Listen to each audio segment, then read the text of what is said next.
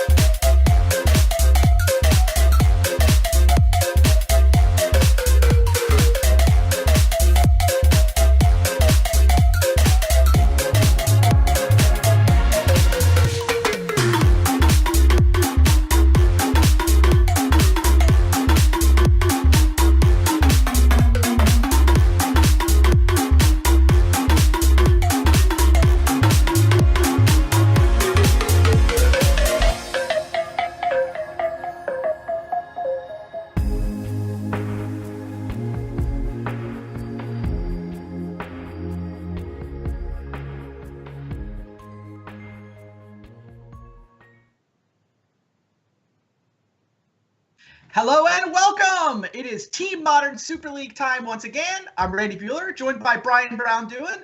How are things going, Brian? Great. Ready to battle tonight and hopefully knock out Reed Duke from being able to win yet another Super League. So it is quite the matchup. The losers bracket has gotten intense. You guys lost the 4-3 heartbreaker to CFB that, I mean, somebody was going to have to lose. Reed's team has got Nassif, Logan Nettles. They lost a close 4-3 match. So, yeah, you got to go at least 1-1 to keep playing. So one of you guys is going to be 0-2 by the end of the night. And be sad to see you go, whoever it is. Now, go ahead. You've seen the decks. What are you looking forward to tonight? So I have this Grixis control deck, or mid-range deck, sorry, that I've been working on. So I think it's favored versus all 5 of their decks, which I don't think my teammates will agree with that, but I'm looking forward to busting that out at some point and seeing if I can put my money where my mouth is on that one. That's awesome.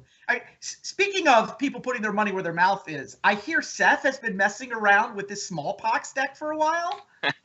Yeah, he suddenly got on the kick of Smallpox, and he was just jamming it all weekend long. Brad and I went to play in some local team event in North Carolina, and Seth was just testing Pox all day while we were off doing that. So we'll see how it goes. He's starting off with it, so hopefully he can just run the table with it. Who knows? Yeah, because that is the deck you guys are going to kick off with. I know it's definitely the deck list that caught everybody's eye when the list got posted yesterday. But first match, it is going to be Seth Manfield playing for Team Genesis. It is going to be Gabriel Nassif playing for Pamplemousse. And yeah, it's time. We get to see it. Seth is going to put up the Smallpox deck. Now, so he believes in it. Do you believe in it? I'll plead the fifth on that, actually. I think you gave us your answer.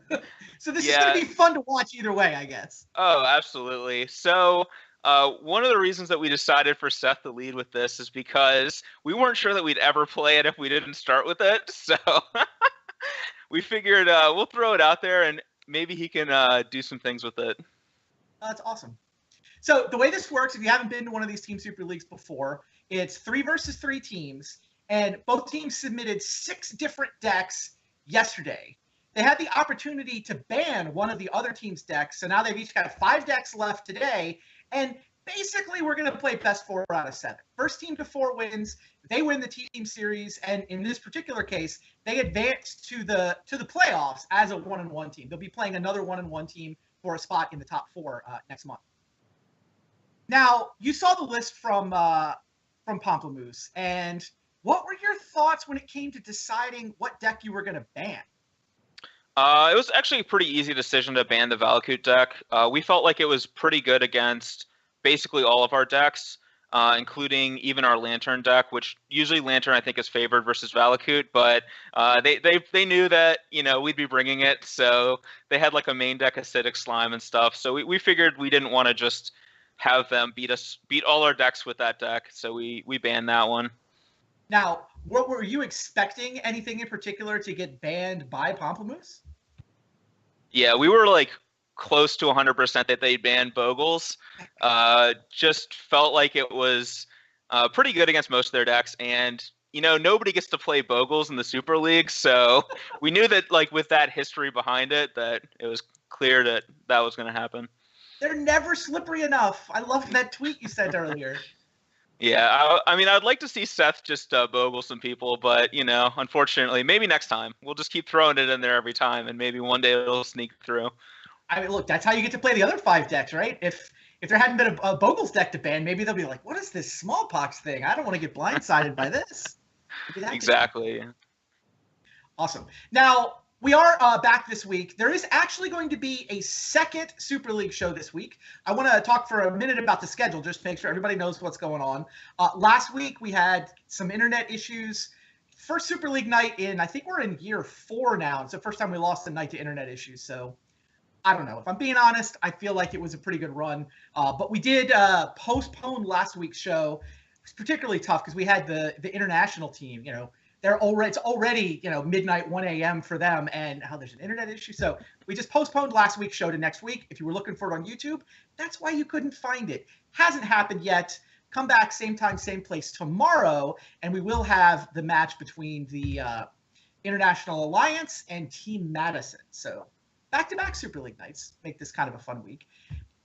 And that works out to be the other elimination match as well. Those teams are the other 2 teams that lost in round 1. So we kick off with a couple elimination matches, and then coming up next week and the week after, we'll have kind of the winner's bracket, if you will. Second round of a Swiss. Feels like a winner's bracket. Where teams playing to get that bye straight into the top 4. Lots of Super League. Should be fun. And you're looking... So... Seth Manfield's going to be playing first for you guys. You've decided to kick off with the smallpox deck. It is Gabriel Nassif on the other side. Does that put you on a specific deck? Do you have a sense of what he might be bringing? Yeah, we basically kind of like pigeonholed them into specific decks. Like we figured Reed would play the Temur Moon deck or the Jund deck. We put Logan on playing the blue-black control deck or maybe Jund as well. And then we figured Nassif would be playing Hollow One and maybe the colorless Eldrazi deck. So I'm guessing that he'll probably start with, I would guess Hollow One, but maybe colorless Eldrazi. So I don't know. We'll see if that is what happens. Do you have any idea how those decks match up against smallpox? Actually, I do. Okay. So we played a couple. So both the last 2 weeks, our opponents had Hollow One as one of their deck choices. And so we played some matches versus Hollow One just to kind of get a feel for it. And I was always the Hollow One pilot, and I just never lost a match with that deck to anything. So it's a little bit we're a little bit nervous about Hollow One because we just can never lose. We can never beat it with anything. So well, it turns see how out that goes. Nassif is in fact going to be playing the Hollow One deck. Okay. All right. Well, maybe Seth has some ley lines in the sideboard. Maybe he'll get lucky. We'll see. Fair enough. Now, if you never lose with the Hollow One deck, it must not be that bad, or you would have banned that one out, right? Yeah. So we are hoping that we can beat it with either Lantern or Grixis, but that's no guarantee. I mean, the deck's super explosive and sometimes can really destroy the opponent's hand too with Burning Inquiry. So right. No deck's really like unbelievably good against them, but I think that Grixis and Lantern are both a little bit favored, but not 100% sure on that. And those sound like your 2 decks, in fact. Yeah, they are. We also have main deck Worships in our little kid deck, so we could maybe win a game that way. Classic troll aesthetic Worship, but this time with Thrun, the last troll. But Hollow One doesn't have anything against a Worship, does it? They have 2 Collective Brutality, which are life loss. So sure. Okay. Yeah, we played a few games. I played a few games against Seth playing that deck, and I just kept ripping Collective Brutality when he was at 1 with Worship in play. So who knows? We'll see. Awesome. Well, I think we have gotten Gab to stop streaming and actually come get ready to play his match. I know daylight savings time has kicked in our part of the world, but not actually kicked in Europe. So welcome to those of you who may be surprised that we're on an hour earlier than we normally are, including, Gabe Nassif. We'll be up in our first match shortly. Now, I know you guys lost a heartbreaker last time around. Was there any, post-match diagnosis? Was there anything that you guys wish you had done differently in that match, or any learnings about the format you had? Oh yeah, for sure. I mean, I think that well, for one, I had a little bit of regrets that I think I could have maybe won that match against Ifro playing Ponza with Lantern. I'm not sure, but I feel like I messed up game 3 somehow. So I never went back and watched that one, but I think if I went back and watched, I'd find a way that I could have won that game.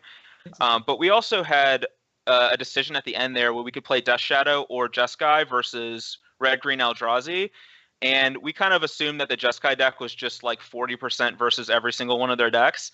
So we were planning on not playing it at all, but I think in hindsight we should have played it there because maybe it would have actually done pretty well against that deck, whereas the Death Shadow deck kind of just got steamrolled.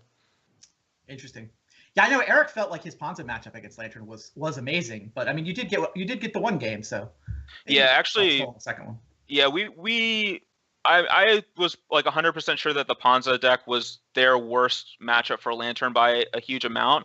Wow. I wasn't sure if they knew that because sometimes it's hard to identify like what's good or bad against Lantern just on a glance. But I felt like I win game 1 almost 100% of the time, and it's very difficult for me to win any of the post-board games. So I was hoping that they wouldn't go to that deck, but when they did, I was like, this is going to be rough. Yeah. Yeah, no, that was basically the same analysis I heard from Eric, that he thought, he couldn't win game 1, but the sideboarded games were so lopsided in his favor that he was still a favorite overall. Yeah, I think like my only chance is actually kind of what happened to just find a surgical for Ancient Grudge and hope to get there that way, and I did that, and I still lost. So at this point, I don't even know anymore, Fair enough. So our players should be, yeah, Eric's agreeing with this in the chat, almost a winnable game 1, but gets real nice. Players should be just about ready. We will be kicking off. I don't know if we can look at the deck list for this first matchup. That'd be great to be able to see. You guys can see them in chat. ! Deck list command will bring them up. It is going to be Gab on Hollow One against Seth on Smallpox. Haven't heard an update, but hopefully we will have those players. There we go. There's the Hollow One deck. Now, is this just the same deck we saw the Japanese do so well with at the Pro Tour, or have you noticed any tweaks?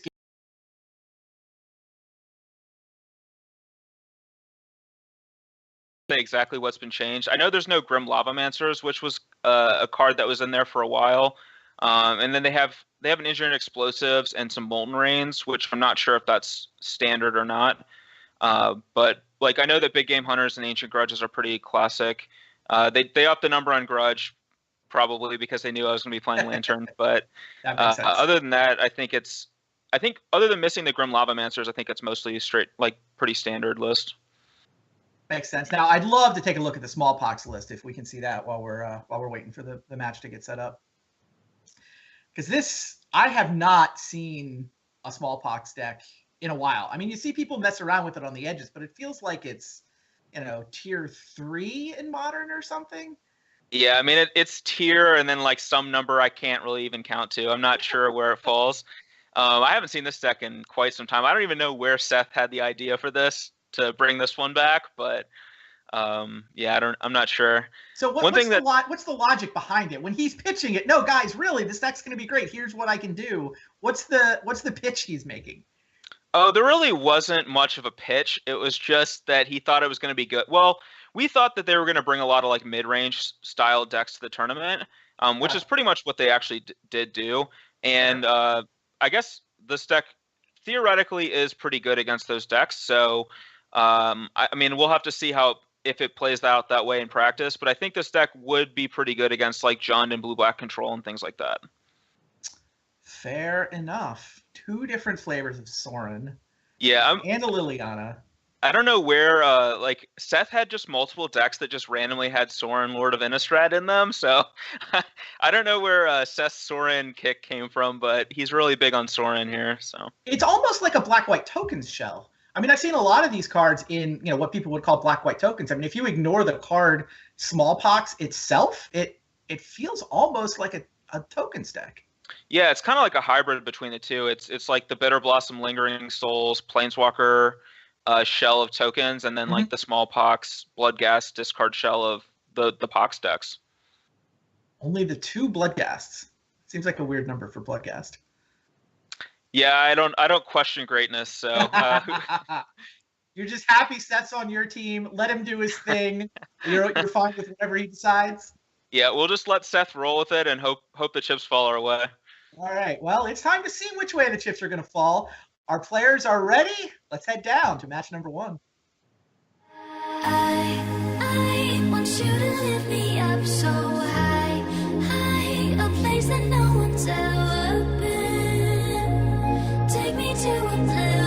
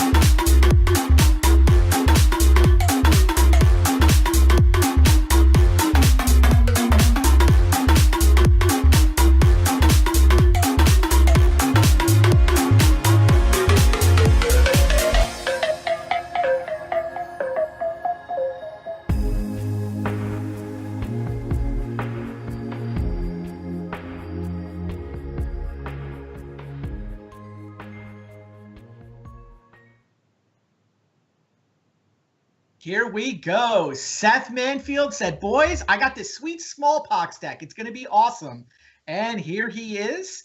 Gabriel Nassif, meanwhile, been having a lot of fun playing Hollow One ever since the Pro Tour. Kicking off our match, game 1, match 1. What do you think of these hands, Brian?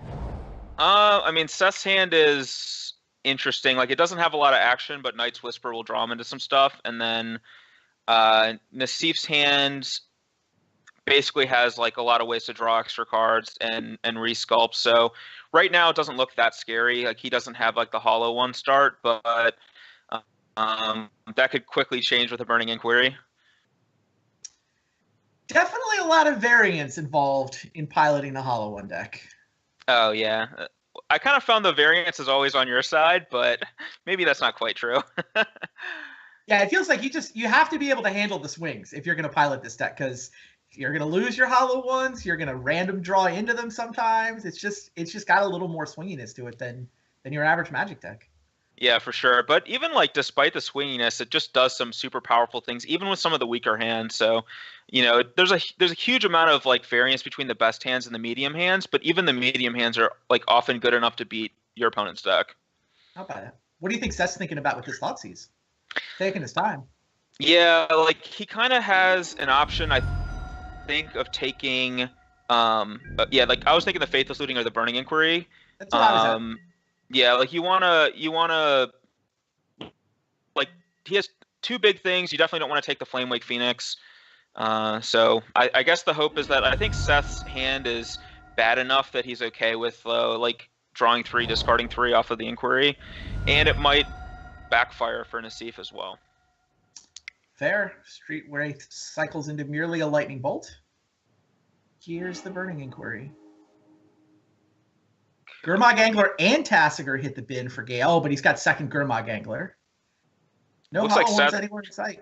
Seth just discarded the fresh 3 cards that he drew. It looks like. It's basically the same hand he had before. Yeah, one of the cards that he did discard is Lingering Souls though, which is nice. And to see set up for a turn 2 Gurmag Angler, but that's kind of all he's got going. Now Seth drew a Thoughtseize, which is interesting. I wonder if he fires that off. Interesting. No. He saw a Gurmag Angler, but he also saw one get discarded. So I'm pretty sure that's an unknown Gurmag Angler. Yeah, I don't think Seth knows anything in Nassif's hand except for Flamewake Phoenix. I think everything Yeah, that else is sounds right. gone.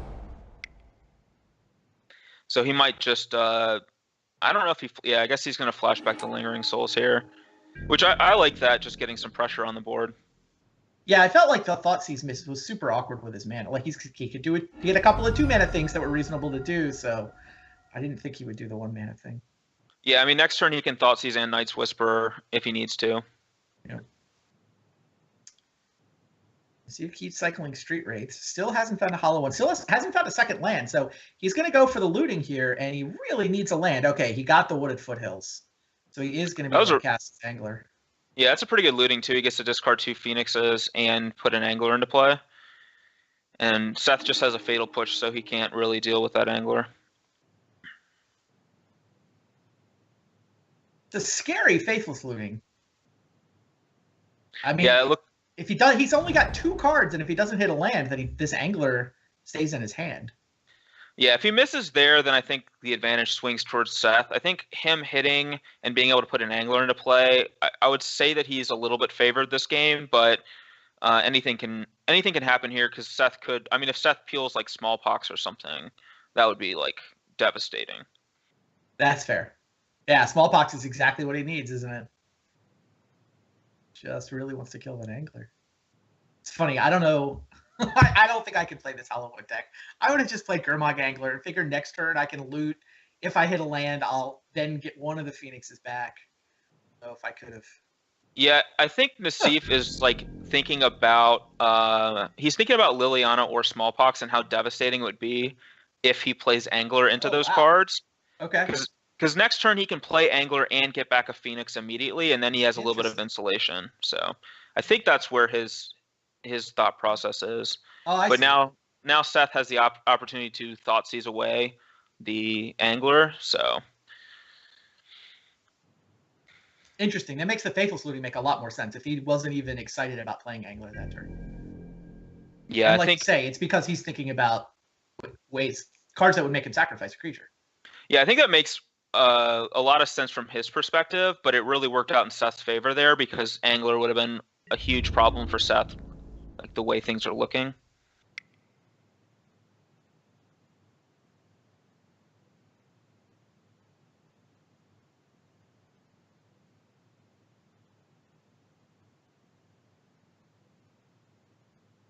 Is there any chance Seth declines this Thoughtseize? I think the only way that would happen is if Seth somehow like casts Night's Whisper and then wants to cast something else instead. But I think most likely we're gonna see him just cast Thoughtseize and Night's Whisper and then pass the turn after that. I think it would be like pretty bold to not want to cast a Thoughtseize after your opponent just cast Faithless Looting and has been missing land drops. Yeah. Well, so it's only turn 3. Gabe didn't miss a land drop. Oh no, you're right, he didn't. But he declined to pick a play was the reason you might think his hand is medium. So anyway, Thoughtseize hits the Gurmag Angler. Nassif played around the wrong card, basically. Yeah. I don't know. There's 4 Smallpoxes and the Lilianas versus only 3 Thoughtseizes left, so I don't know. Yeah, I mean, I think Nassif's play made a lot of sense, but it just really didn't work out for him. Well, maybe Burning Inquiry can save him. It's definitely a start. I think without access to a big creature though, I think he needs to hit a hollow one or another Angler off of this Inquiry, because those little creatures are just going to run into Lingering Souls tokens. Yeah, pretty much. Wonder if Two he's thinking about anglers. brutality. Yeah. 2 anglers and a Tassoc are already in the yard. Ugh, conflict with Street Wraith. Did he cycle off that? Flameblade Adept. Yeah, Seth has a Fatal Push and Lingering Souls for next turn, so Seth's actually in really good shape here, which we thought that this matchup was almost unwinnable for Pox game 1, so really fortunate the way things shook out this game so far. I mean, it's not over yet, but I would say that Seth does seem favored. Oh, for sure. I mean, Nassif's he's down to 3 permanents, 1 card in hand. I mean, his graveyard has a little bit. It's got what? 1 Bloodghast and a couple of Flamewake Phoenixes. So even his graveyard's not that. So I guess there's some, flashback on Faithless Looting. Nassif's in a lot of trouble. Yeah, I mean, if he draws something like Gurmag Angler next turn, he could be right back in the game. But I think he really needs something like that to pull him back in. Agreed. Seth has some interesting choices here too. Like he can cast Bloodghast and Fatal Push, which is I think what he's going to do. He's going to use the second flagstones to. I guess he can't do it with both flagstones. So yeah, he has to shock himself with the shrine to be able to do that. But he does get to attack with the Ghast, which is nice.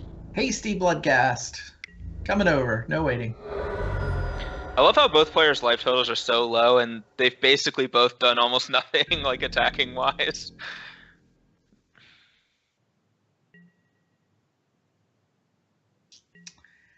Yeah, Nassif down to 7. Sorin. Yeah, I think Seth's best play here is still Lingering Souls and flash it back. And then use Sorin next turn to punch in for lethal, but he might go for it here just to gain some life, just to be safe. So if Nassif takes the other fork, if he plays the Gurmag Angler, then his next turn is 2 Flamewake Phoenixes. Does he win this game? Yeah, I think it's really hard for Seth to beat that. I guess Seth did draw a Anguished Unmaking at some point for the Angler, but even just the 2 Phoenixes by themselves, kind of put a lot of pressure on the Lingering Souls. Yep. So I think Seth would have probably lost if that had happened. Yeah, that sounds right. Now I'm not sure that Nassif even has an out, honestly. I don't think he does. I mean, maybe there's something I'm not thinking of, but I mean, I can think of black and red cards that could get him out of this, but not that show up in the Hollow One deck. There's no sleeper. No cards in hand, opponent at 9 life. Seems pretty tough, but especially with that Sorin to finish the job next turn in case something like post board Nassif has explosives, which could get him out of the situation. But fair. I think he's debating what to do with his bolt. I mean, I think I'm not sure that. I mean, I think you just go upstairs with it and hope that there's an out we haven't even considered, but maybe. No.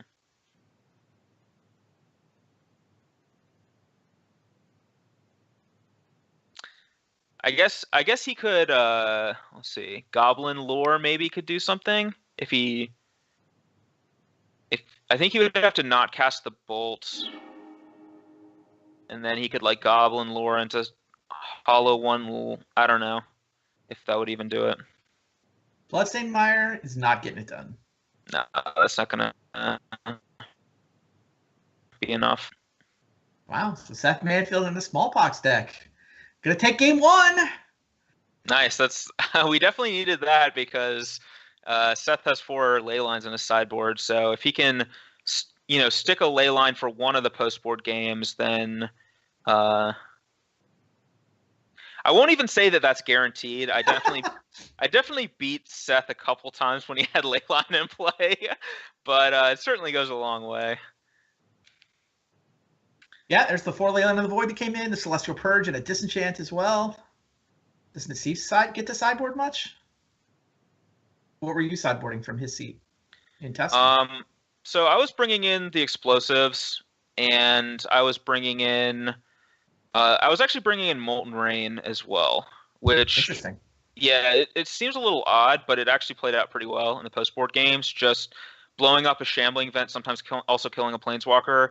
And also, if they start on Leyline of the Void, it's sometimes sometimes they keep a hand that has Leyline of the Void, and the rest of the hand's pretty bad. And Molten Rain into just like hard casting Street Wraiths can go all the way. So, but maybe I was playing too much for the scenario where they start with Leyline by bringing that in. Nassif has Ancient Grudges. What are the Ancient Grudges for? Oh, I bet he's expecting Bridge? Yeah, I think he's expecting Bridge. Huh. That's an interesting choice. I don't think that Seth. Why is Seth not bringing in Ensnaring Bridge? Now that I look at it, isn't that one of the reasons why Lantern crushes Hollow One? Hollow One just can't beat a Bridge. Yeah, I think the difference is that like Seth has a really hard time getting Hellbent for a Bridge fast enough. Okay. Just too many expensive cards like Lingering Souls and Storins and things. With the Lantern deck, you can be Hellbent with Bridge, really early in the game, as early as turn 2 even. But it's not really true with this deck. And if he has like 3 cards in his hand, Steve can still attack with Phoenix's Bloodghast, Flamebladed Depths. So. Seth also has Magus of the Moat in his sideboard, but is not bringing that in either. I guess the Phoenixes beat that. Yeah, and also Lightning Bolt. Well, yeah, I saw Nassif siding out his Lightning Bolts, is why I was starting to ask. Yeah, I think if I was Seth, I would have brought those in. I'm not sure what his reasoning is for not. Looks like he might be He's debating. Yeah, It's weird because they've both got Seth has these crazy powerful threats like Ensnaring Bridge and Magus of the Moat that Nassif kind of has to answer. And I think the way it landed, Seth left all of that in his sideboard, and Nassif has got Ancient Grudges in his deck that do basically nothing. Yeah, I mean the advantage for Nassif's deck is that he just has so many ways to discard them. Like if they're bad, he just doesn't have to. Like he can Faithless Looting them away or Goblin Lore. Yeah.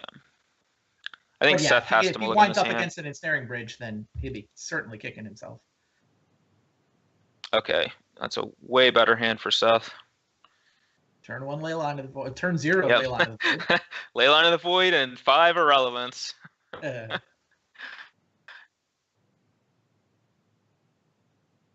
Yeah, I'm not sold on Seth keeping Liliana in the deck, but I think the reason for that is I think he's just planning to mulligan to Leyline, and Liliana's actually a reasonable card with a Leyline in play. At least that's my guess to why Liliana would still be in Seth's deck. Yeah, making a Hollow One deck discard with a plus, not very exciting in game 1, huh? No, and the Edict effect against a bunch of Bloodghast and Flamewake Phoenix is also not super exciting. But it is fine if they get exiled.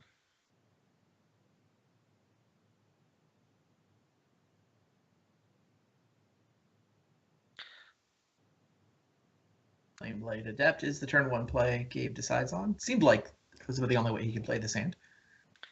Yeah, I think so. I think that was a good draw for Seth.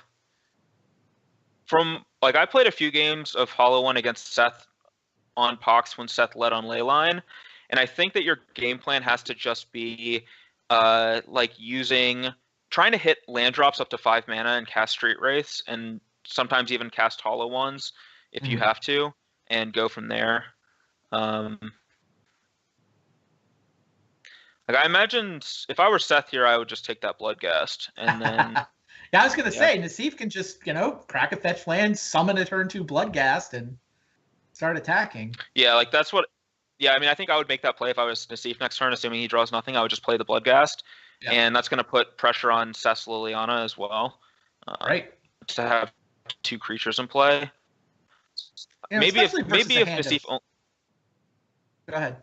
Yeah, I was going to say if Nassif didn't have 2 lures and a Burning Inquiry, maybe you take one of them, but There's so much Exactly. redundancy there. Completely agree. Thinking about it, it's got to be Bloodcast. You can't deprive Gabe of the ability to randomly fix his hand. Yeah, I mean, he might be thinking about taking the Burning Inquiry just because he doesn't want to get random down to the game. But I don't think his hand is even that great, so it's probably fine if that happens. Plus, he has Lingering Souls in his deck, so anytime getting yourself to draw extra cards and discard is nice with Souls. Looks like, okay, he went with the Goblin Lore, actually.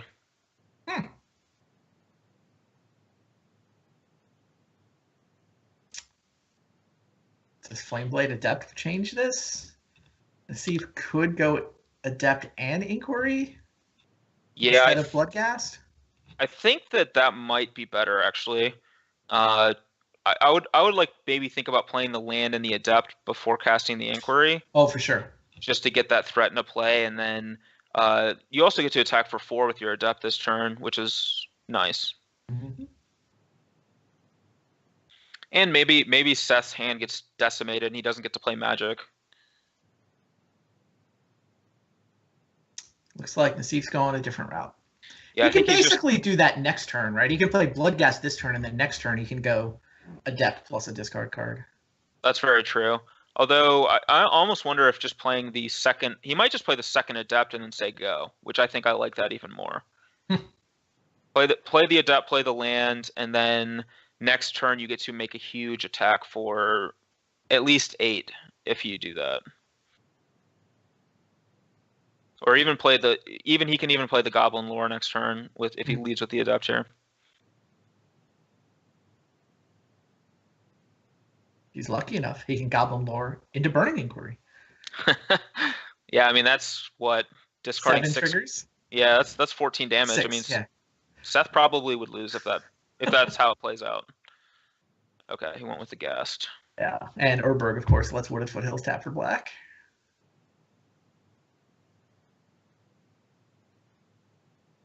No turn 2 play for Seth. Just has to decide which land. Yeah. Basically, but you guys think Leyline all by itself might be good enough, huh? I don't think that Leyline is entirely good enough, but I think it's like basically Seth's only chance to win. So, like, Seth is going to need to draw. I think Lingering Souls is going to be a really important one, or one of his Sorens, I think, to be able to pull out of this one.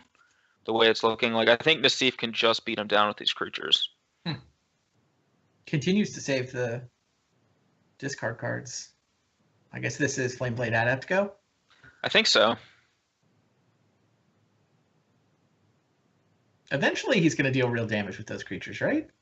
Yeah, I think he's just setting up for a big turn.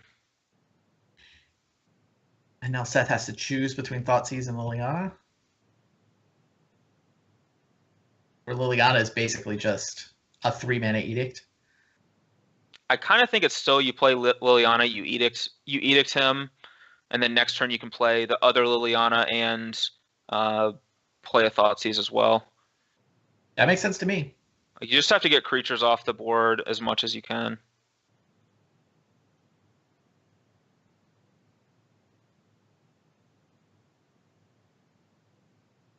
And then at some point draw Lingering Souls.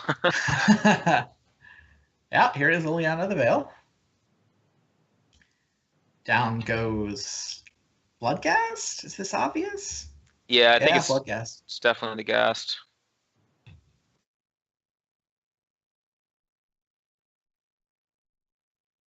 Oof, that's a big draw. Well, we'll see. Yeah, maybe a big draw. 6 triggers, a bunch of random shuffling and discarding, and I still see a hollow one in Gabe's hand. Yeah, I see the hollow one. He lost the Burning Inquiry, but he got the hollow one. Yeah. I'm not he sure. Did not lose the Ancient Grudge. That's what he. Well, he may not even know that's what he wants to lose, but it is. Yeah, so he gets to decide if he wants to kill Liliana. I really think he just goes all at 8 Seth. at your face. Yeah, I mean. You don't want to.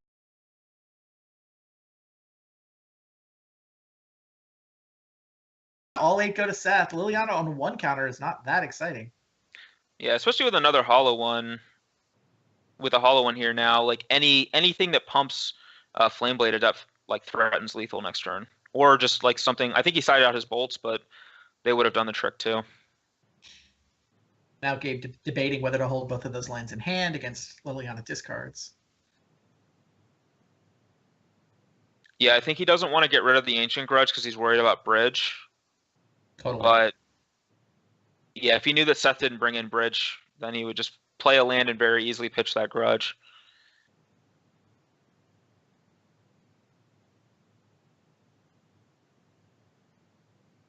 I think I like playing the land. In case Seth has something like Smallpox, you want to be able to have a 3rd land next turn in case you draw like a Phoenix or something. But Seth drew Bitter Blossom.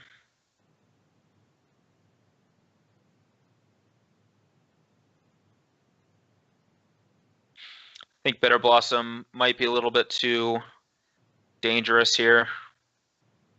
Yeah, 8 points of life left.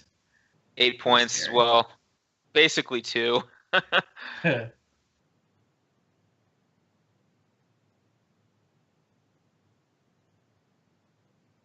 All right, how do you sequence this?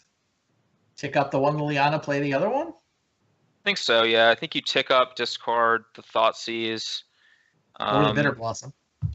Yeah, it's probably... Okay, I guess he's going to go for the Bitter Blossom. I mean, if you're not going to play it now, you're never playing it. Yeah, I mean, I guess there's a world in where you start gaining some life with Sorin or something and eventually Sure. play it. But I guess the same is true with Thoughtseize, so...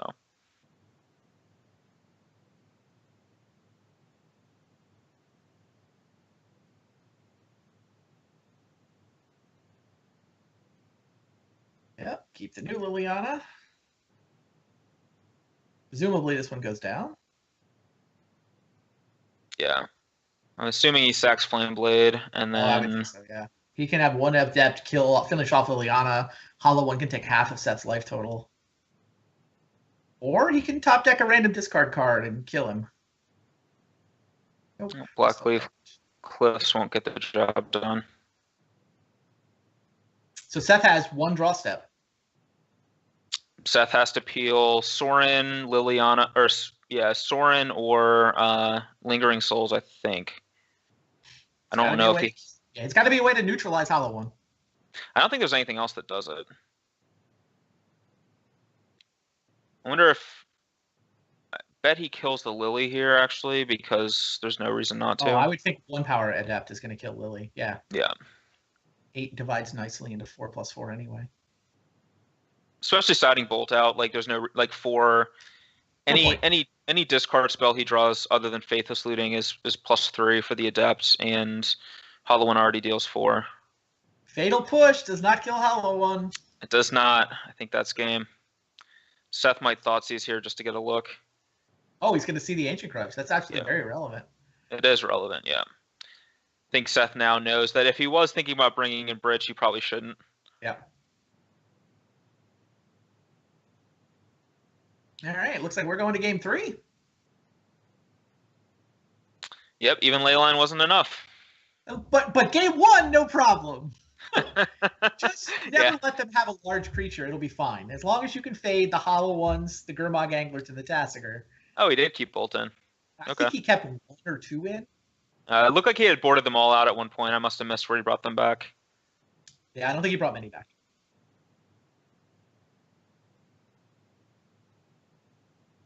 Seth wins. Just backwards world. Seth wins game 1, loses the Leyline game.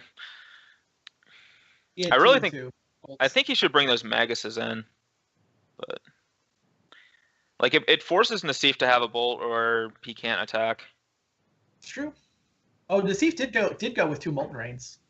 Oh, he did. Okay, I like it. Yeah, it looks like Nassif boarded pretty identically to how I was boarding, with the exception of bringing in Grudges, which I didn't have. I didn't bring those in. But I also maybe had the luxury of not thinking that Seth would bring in the Ensnaring Bridges. Right. I think I would have to bring a Grudge in. against a deck with bridges in the board. Like, you don't put bridges in your sideboard if you don't think you can get down, right? What are they even doing in the sideboard if he's not bringing them in here? I think they're for like other creature decks, humans, Bogles, things like that. I don't know. I just think Decks with smaller creatures than Hollow One?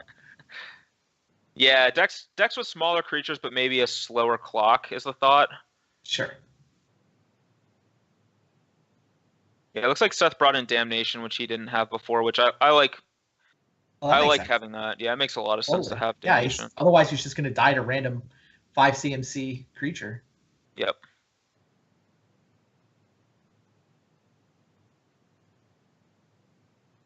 It is backwards world, like you said. Seth managed to win game 1, but then lost the game where he started with Leyline of the Void in play. Yeah, I almost think it's conceivable that Bitter Blossom should come out as well. Maybe I'm misguided in thinking that, but it's just so much damage, and basically any turn other than turn 2, it's not super impressive.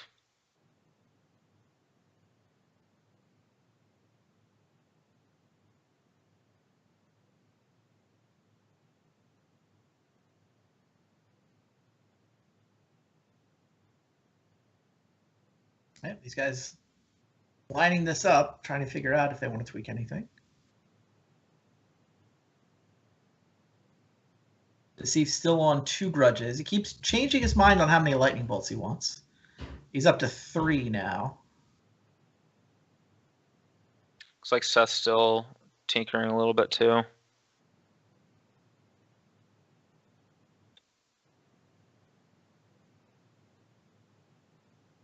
It's a big game. I mean, we've seen in previous weeks on the Super League that the first match really tends to set the stage for a lot of what happens, right? Which team has to start reacting first, right? Yeah. Usually it's kind of a chain reaction for a while, and then it seems like most weeks it kind of settled into like some grindier decks that just kind of hope to win a couple matches in a row. Right. You play your answer, then they play their answer to that, then they play their answer to that, and then at the end you wind up with back in the world of 50-50 decks again. All right. Well, if this hand isn't good enough, then I don't know what is. Two double ley lines. Double ley line and turn 2 Bitter Blossom, and then eventually Sorin. That sure sounds good enough. Sounds pretty good to me, but we'll see. Hollow One never loses, so. This East hand is a Bloodghast, a Tasigur, a Flameblade Adept with no fuel. I mean, I guess Street Wraith counts technically.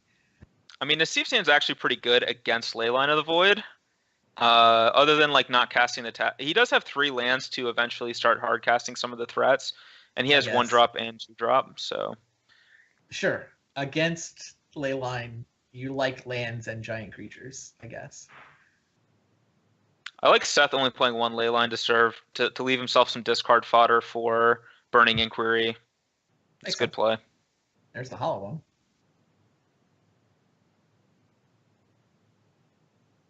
This is just Adept Go, I would think.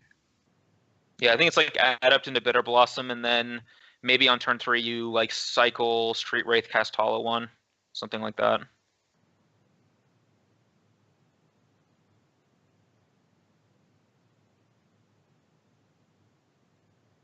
Keeping the bonus Leyline is also Liliana fodder, right? Not just. Exactly. Yeah, that's another good point too. Just having an extra card in hand is just worthwhile when if you're not bringing in Bridge. If Seth had brought in Bridge, then I think he would have. Fair. All right. Nassif elects for Blood Crypt untapped, leaving his deck thick with lands against that Leyline. Yeah, you also want a Black Source in play for sure, so that you can cast Bloodghast next turn. That's a good point.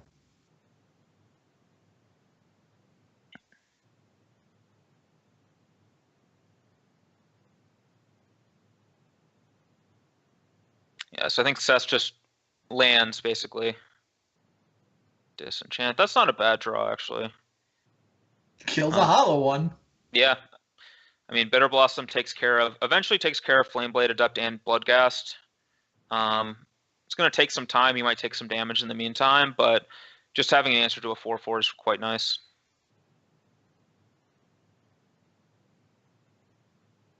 Faithless Looting is the draw. Does Seth's Bitter Blossom change the way Nassif needs to sequence his hand? It certainly makes the Bloodghast way worse. So if Yeah. I think Nassif here is probably leaning towards casting the Looting than casting the Hollow One, just to get a threat big enough to attack through Bitter Blossom. Yeah, you can also cycle Street Wraith here too. Get 3 triggers on the Adept. Make the Hollow One actually free. Yeah, I think I would lean towards keeping the Street Wraith because he can maybe hard cast it on 5. It's actually pretty good against Seth's deck, Swamp Walk, and doesn't die to Fatal Push. But I guess he's going to go for the cycle.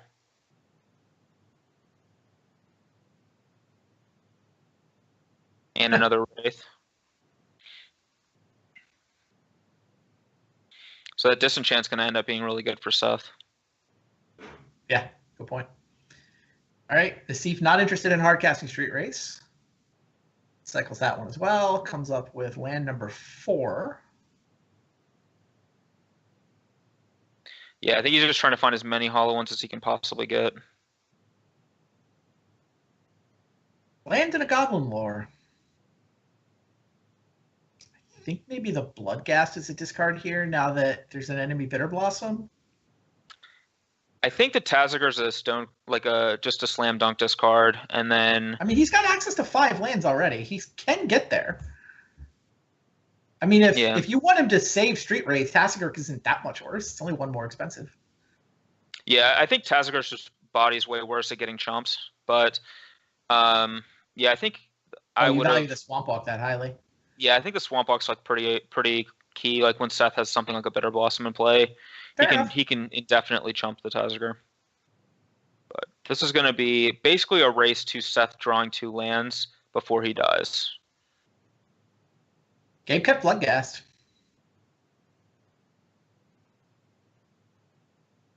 Fairy Rogue number 1 appears. There's an Inquisition. That's not bad here. Although I guess he's got to spend his mana on the Disenchant, huh? I think it's more important to kill the Hollow One now and just try. You don't want to have to chump it here because then you can't double block the Adept next turn. That makes sense.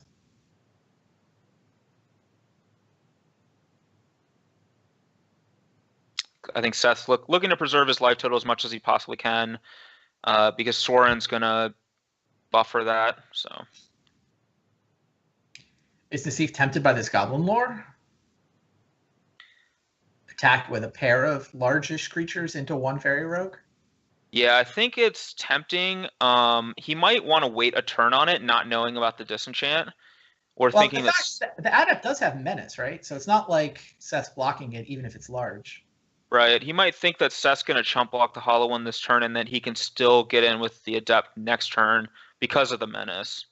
But I'm not sure exactly what his thought process is. I like the Goblin Lore. Well, Menace makes your Adept unblockable. Yeah, I think it's better than just putting a 2/1 out that dies to Bitter Blossom. So. Oh, his hand. Oh, wow. Hello. Hollow One. Wow, that's probably lights out, honestly. It is bad news for Team Genesis, no doubt about it. Yeah. Also, this Bloodghast is going to be hasty next turn as well. Oh, good point. Yeah, so there's the Disenchant on the 1 Hollow One, but Goblin Lore was 3 discards. Here is a pair of free Hollow Ones. Leyline of the Void doesn't stop these guys from being cheap. Nope. No, it does not. I think Seth's. I'm trying to think of what he can even. I don't even know if he has an out, honestly. Right. I mean, he needs his outs are 4 mana things, and he doesn't have the lands. Yeah, he doesn't have like the land or the damnation, so I'm not sure if he even has a way to win. To be honest. Huh. It's really interesting. I thought Seth was certainly favored this game with Leyline into Bitter Blossom. Oh, yeah. Well, you saw it when you said his opening hand. If he can't win with this, what are we even doing? Exactly. To be fair, though, we saw the variants, right? Nassif Goblin Lord his way into a pair of Hollow Ones. Didn't have to discard either of them. Yeah, I mean, even before the 2 Hollow Ones there, though, is still like reasonably close. as to whether Seth would get to Soren before he died to Bitter Blossom. I mean, I guess. Nassif had to find something, right? I mean, the Adept is going to die to a double block, and then... Yeah, the Adept would eventually die to a double block, and then the Bitter Blossom would just be a ticking time bomb on Seth's life total. I think we'd have been... I mean, it would be this board, just without the 2 hollow ones. That's also a big draw, too. Yeah, good point. I think that's... If it wasn't already game over, that would certainly make it game over. Yeah, like Seth just has to chump 2 hollow ones. I don't think he has any other blocks, really. And then next turn, if he draws a land, he plays a Soren. Makes it 2-2. Does that buy him a turn? It doesn't even really buy him a turn because he's still forced to chump both hollow ones. Well, he needs to buy a turn to then top deck Damnation. Yep, that is true. But then he still dies to the Bitter Blossom. Fair enough. We'll deal with that problem after we top deck exactly land followed by exactly Damnation. Yeah, then we'll find a way out of that. Oh, another Bitter Blossom. Not getting it done. Wow. Gabriel Nassif. Now, you did tell us at the beginning of the match you didn't love Seth's chances. No, I think that was the worst possible matchup for Pox was against the Hollow One deck, just because Game 1 felt almost unwinnable, and then Game 2 was heavily reliant on Leyline. But even in the testing that Seth and I did, I was still winning like 50% of the time when he did have Leyline. So yeah, we saw Nassif. There was a turn 1 Leyline, both of those sideboarded games, but those were the 2 that Game 1. Yeah, and I mean, Seth's hands were not great, but they were playable. And right. I mean, Nassif still just played creatures and played hollow ones and punched through. So now you guys are down 1-0, but you also know exactly what you're up against. Gabe Nassif is going to keep playing that deck until you guys knock him off. Yeah. So what's the plan? So I think the plan is that I'm going to be playing either the Grixis deck or the Lantern deck. I don't know if we have a clear definition yet of which one it's going to be, but probably I feel like I'm going to be slotted up to play next either way. Fair enough. Well, I'll go let you talk to your boys and decide exactly how you guys want to play that. Stay tuned out there, everybody. We will be right back with round number 2. Don't go anywhere. Need the latest Magic the Gathering singles for Constructed, casual cards for the kitchen table, or sealed product for a draft night with your friends? CoolStuffInc.com has what you're looking for. With an extensive selection of singles, sealed, and supplies, free shipping on orders of $100 or more, a 25% buy list bonus, and our ever-popular customer rewards program, CoolStuffInc.com is a one-stop shop for all your Magic the Gathering needs. Rivals of Ixalan is available in stores. Stake your claim. The Golden City of Araska has been found. Build your forces with new vampires, merfolk, pirates, and dinosaurs, and gain the city's blessing. Visit rivalsofixalan.com to find out more. Check out Rivals of Ixalan Booster Draft Leagues on Magic Online. Draft anytime, play anytime. Available now. For more information, visit mtgo.com.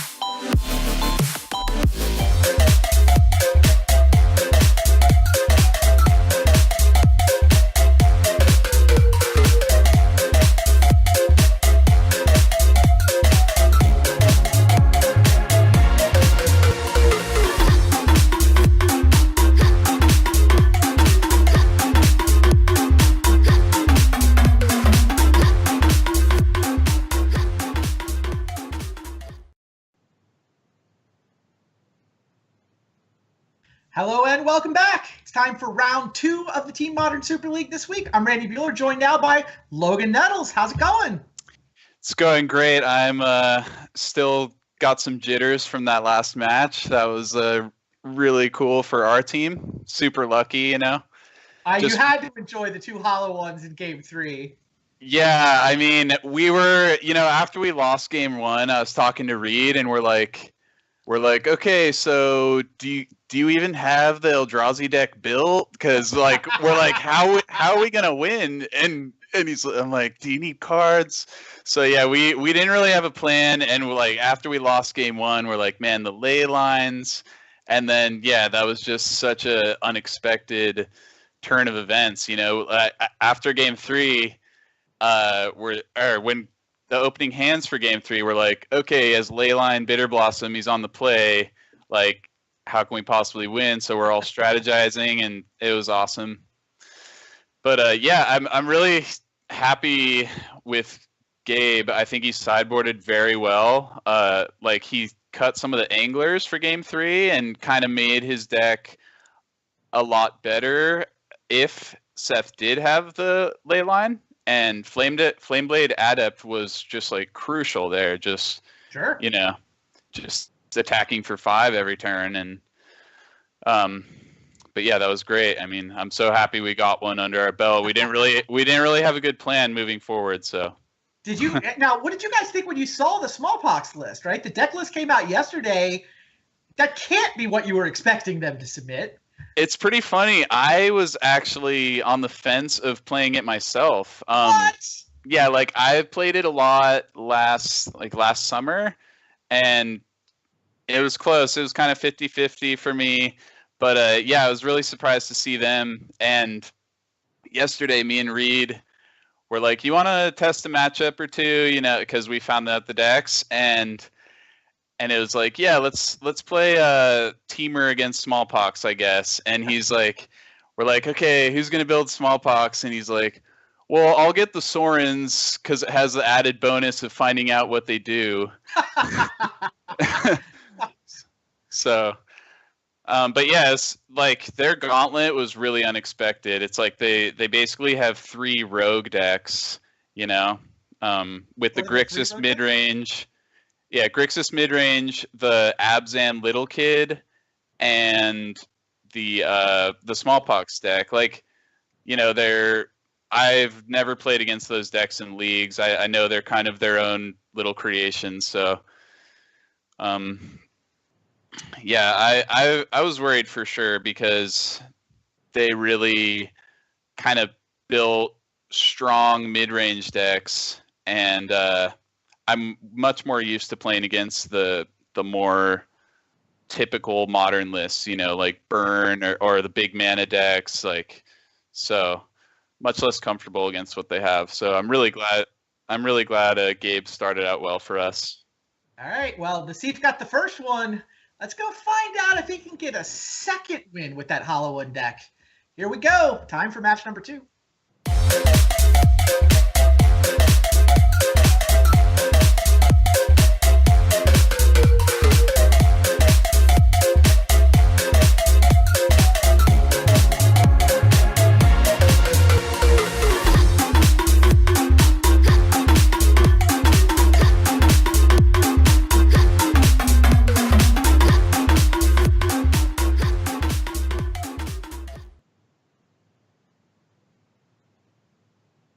All right, here we go. It is BBD on Lantern.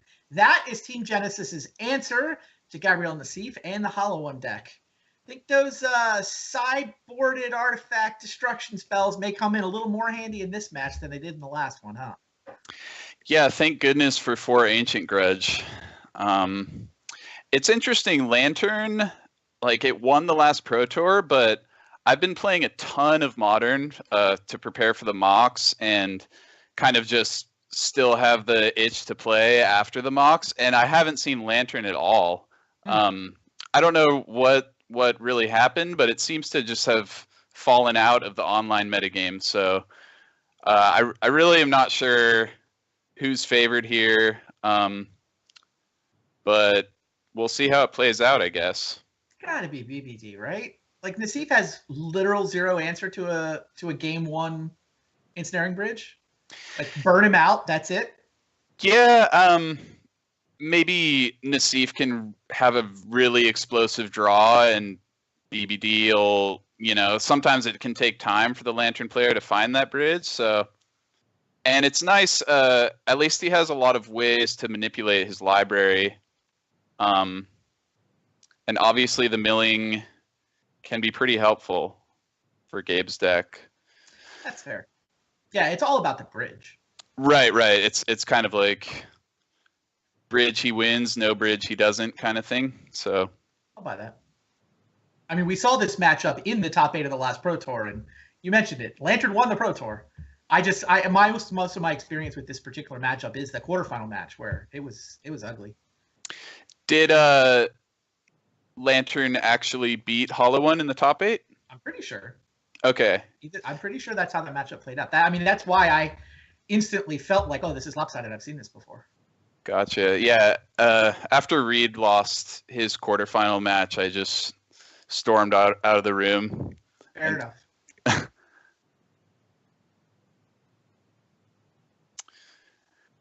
All right. So kind of what I was saying, BBD doesn't have the bridge. So, Gabe's just got to be as quick as he can and try to get pressure going before he finds it, basically. Yeah, we'll try to get those library cards moved into a more sensible spot. It's always weird how it puts BBD's library on the bottom of the screen and Nassif's library on the top. Right. What are your thoughts here if you're Brian? I guess just Goblin lore. I mean, obviously not the creatures, and then the other spells are just very mediocre burn spells at this point. So Goblin lore definitely seems like the way Nassif gets the ball rolling. But yeah, BBD's got the Ancient Stirrings on top, so that's bad news for my team because he's already going to be ripping through that library to get that bridge. And Nassif's draw isn't particularly fast, especially once he gets deprived of this Goblin lore here.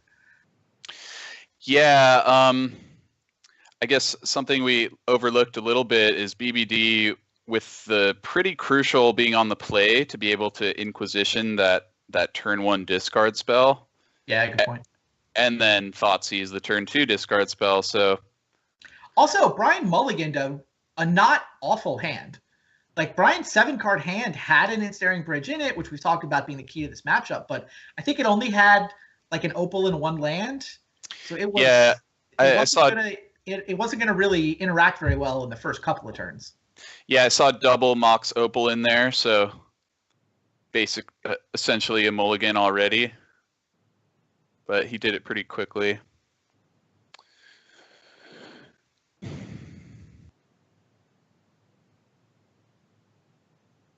So I guess Gabe's time to summon a Bloodghast? Yeah, I mean, I was thinking discard it with Brutality, but I guess you just summon it, as unconventional as that is. Yeah, so looks good for BBD, but if the Stirrings misses and he just gets kind of unlucky. He's got basically 4 turns, maybe 3 turns to find a bridge. He's got the Shredder to help him, so definitely feels like he's in good shape. There's also kind of like if maybe Gabe can just chip away and try to have bolts that only found Codex Shredder with that Ancient Stirring, so okay. Of course, he's got the Lantern and the ability to manipulate the top of his library, so still plenty of digging, but Brian has to find a bridge in about 3 turns. Yeah, and we might see the Hardcast Phoenix following. That's what I'm expecting. Following up the Hardcast Bloodghast. You do what you got to do.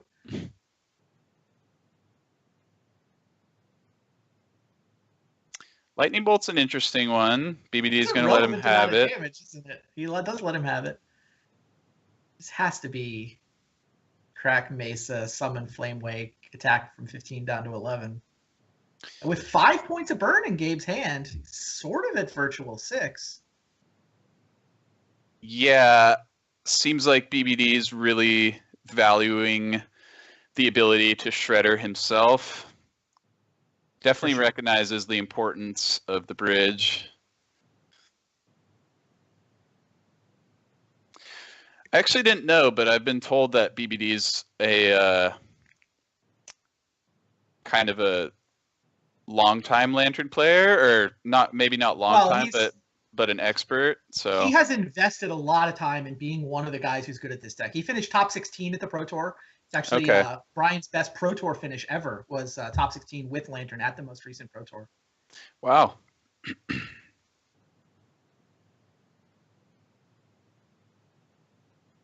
Yeah, here's the Phoenix.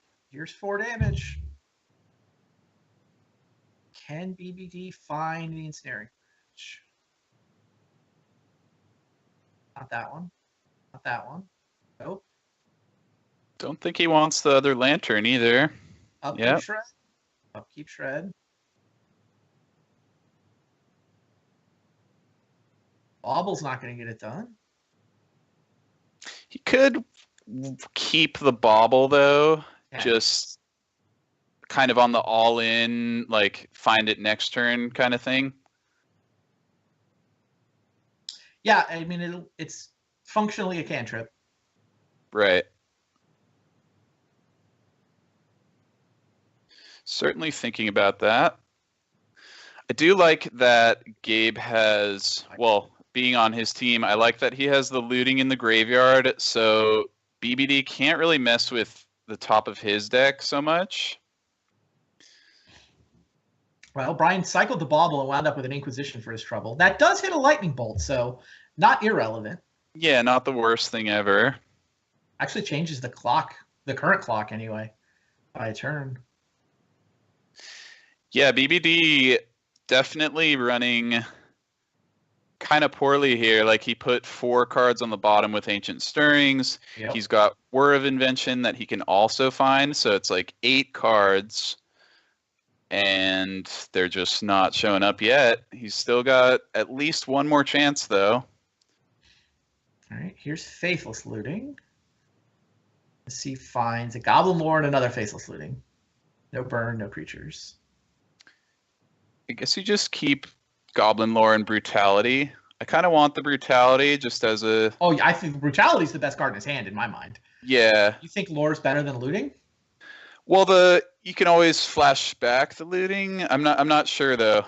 I've played 0 games with Hollow One, so I'm not sure how important lore is. I mean, I think I'd keep the Looting. It's fewer cards, but more control. right. Yeah, and that's where Nassif landed. So this is an attack for 4. This will knock Brian to 7. Brutality can knock him to 5. So Brian feels like he needs a bridge now. I feel like he needs it now.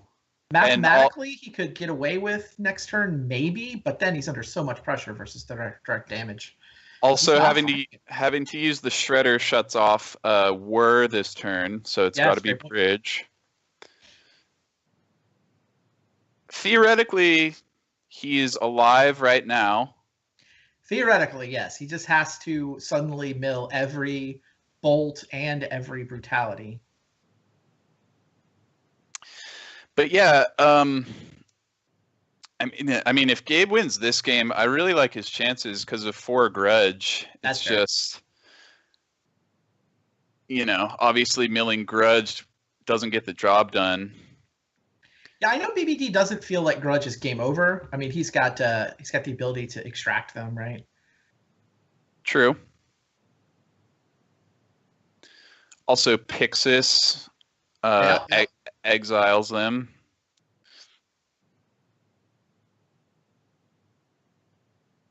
All right, here's 4 damage. So I think you. Yeah, I feel like I would fetch away the swamp first, but I guess Interesting. he needs the land. He needs to discard the mire.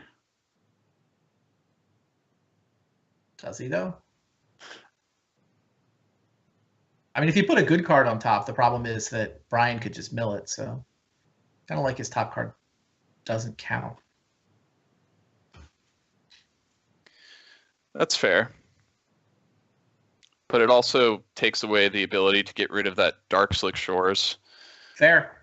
sooner. Yeah, distracting Brian. It's kind of why I like keeping the Goblin lore. Like, I don't know. I have no clue if it was right, but just the card quantity is important here. And, you know, when you sign up for Hollow-In, you sign up for those situations, you know, just crossing the fingers and...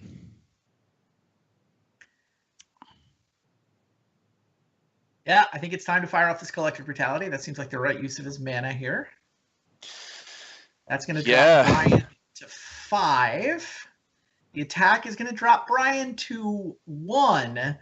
Can he find an Ensnaring Bridge right now, or are we going off to game 2? Yep, has to find it now. And then even if he does, like we keep saying, Nassif can potentially top deck a point of burn. If he does, then he'll need to find... Academy Ruins is not going to get it done. It's got to be now, and now he's got to use the lantern. Well, that is neither a whir nor a bridge.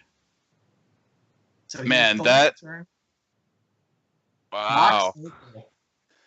Wow, I feel like you guys got away with one.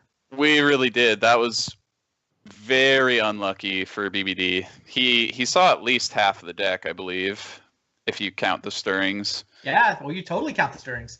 Mm-hmm. He's just 4 copies of Whir of Invention, 4 copies of Ensnaring Bridge. He's got the full 8 and just couldn't find one. Yeah. And now, like you say, 4 Ancient Grudges come in from the sideboard. Now, Brian has Grafdigger's Cage, right?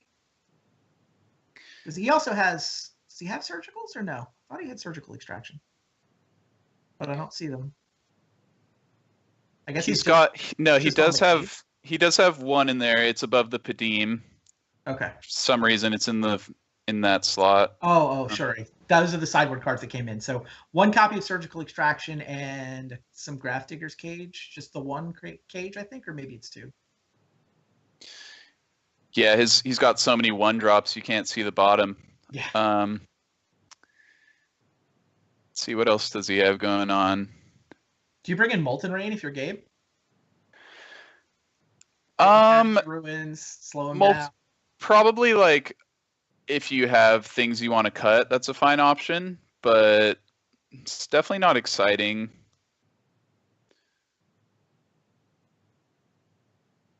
Yeah, I mean, there's Academy Ruins and Inventor's Fair, like some relevant lands. Sometimes you can kind of mana screw them from not being able to cast Bridge or Whir for enough, but definitely a plan B. Looks like 1 has made the deck so far.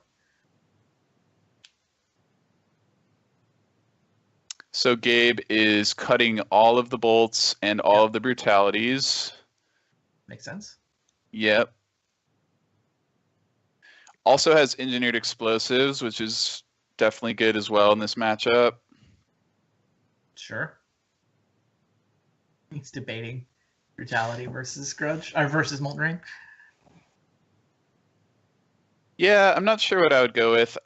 Maybe like one of the cheaper options on the draw, because you're less likely to get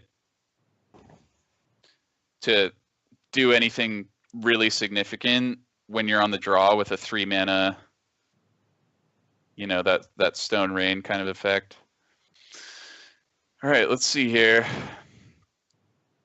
Ancient Grudge for Gabe, and BBD's hand looks fine. Yep. But just fine. I don't know. Lantern Shredder, 2 mana, couple of stirrings. He's probably pretty happy with that. Time to play face-up Magic some more. Thoughtseize is the top card of Brian's library. Collective Brutality is the one Collective Brutality that stayed in the deck for Nassif. Okay, I got confused again there. Gotcha. No, those libraries are backwards. It's the other way around. There we go. Yeah, I kind of wish that Brutality was a Molten Rain instead, but it's all right. I mean, Yeah. you might get an Ancient Stirrings with it in the discard mode, right? I think he's more likely to like just Tough try on to the get, draw. yeah, just get the pressure going. Yeah, certainly I think play that's good. certainly play Adept here. Oh, I guess he's thinking if he wants to fetch away the Bloodghast. So I think I would just keep it. You've got the Inquiry in hand. Seems right to just play Black Cleave Cliffs, draw the Bloodghast. But it's smart to think about it. He's thinking about what he's going to do next turn, knowing what he's going to draw here. Comes to the same conclusion you did. Blackcleave Cliffs, leaving Bloodghast on top.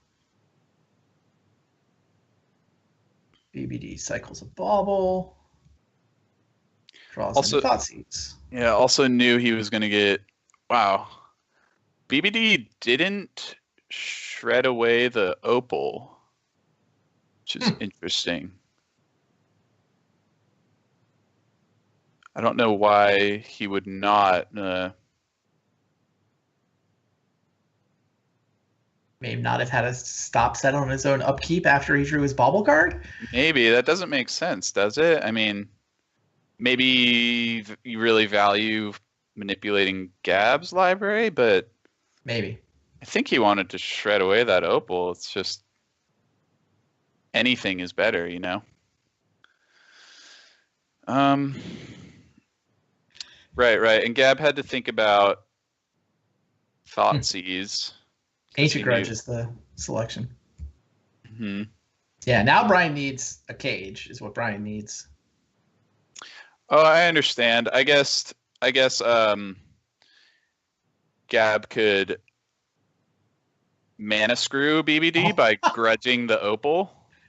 Yeah. It's a good point. Raptor So Cage is the find on that Ancient Stirrings for Brian Brown doing. definitely serves me right for questioning BBD's Lantern prowess. He does get this Lotus Petal effect as well if he wants it, right? +1 mana on this turn. Should he, for example, come up with a 1 mana artifact that he really wants to cast before Nassif can untap. So no flashing back Ancient Grudge. Not until he draws another one and points at a cage anyway.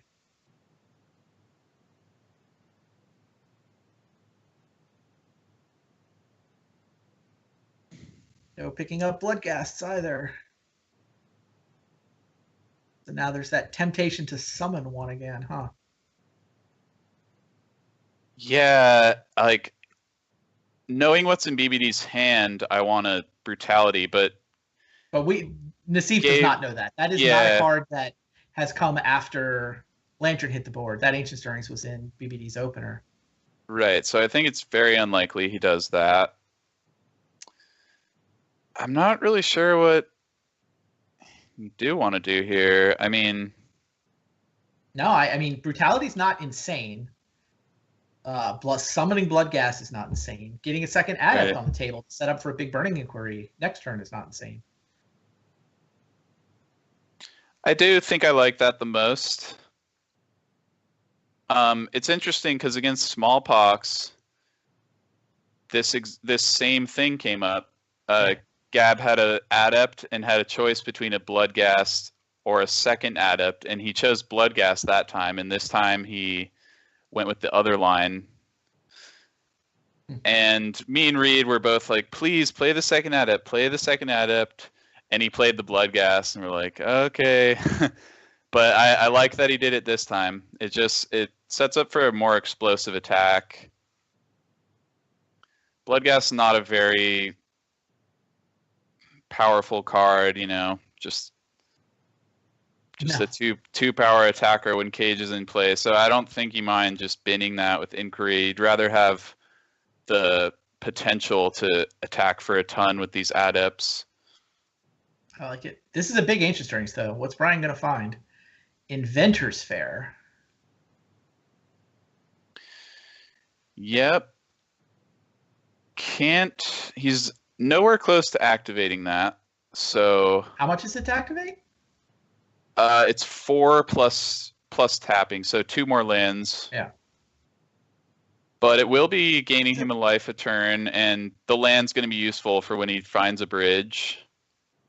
Yeah, Welding Jar is the other card Brian added to his board this last turn, so That's making definitely it even relevant. harder to Ancient Grudge. Like the next Ancient Grudge that Gab draws only gets the Welding Jar, and then goes to the graveyard to hang out and watch.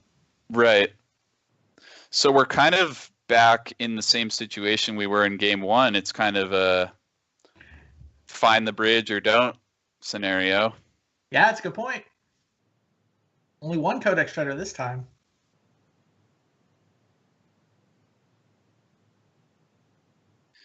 I do like Gab does have a lot of pressure. He could end this game in 2 attacks potentially if he draws the right cards.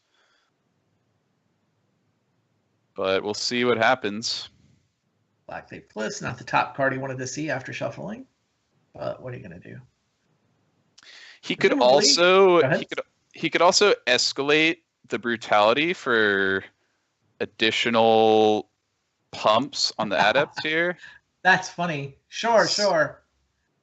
Double Adept makes Brutality do a little more than maybe we were thinking about. So it could be like you lose 2 life. He could deal 12 points of damage or points of life here. The downside is that his Inquiry, he's going to reduce his hand size significantly if he does that. So Yeah, that's the question here, right? It's does he Inquiry first? I think you Inquiry first. mhm. Like his pause was very much, can I just Brutality with a bunch of Escalate? And Is he that did actu- bin the brutality. Came up with a Phoenix, Street Wraith, and a Bloodghast. Nothing. Well, he can cycle the Street Wraith. It's Right. more pumps, and then Summon a Bloodghast. He hasn't played his land yet. yeah, not exciting, but why not? I mean, he's going to knock Brian down to 6 with this attack. 2 Maybe- power creature starts to sound reasonable when your opponent's at 6. He could also consider waiting on the Street Wraith cycle until there's like a good card on top of his library, to like kind of play the little Codex Shredder dance. Sure. It's probably going to be the same either way. Like the adepts are still going to get pumped next turn if he does it next turn. Yeah, the only difference is if Brian finds a lantern exactly. I mean, an ensnaring bridge exactly now. So yeah, the math is interesting here because Brian's going to gain 1 life and then Phoenix, hardcast Phoenix.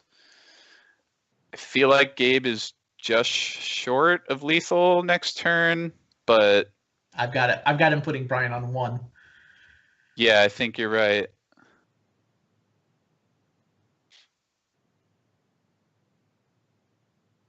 Inventor's Fair, life gain, gonna matter.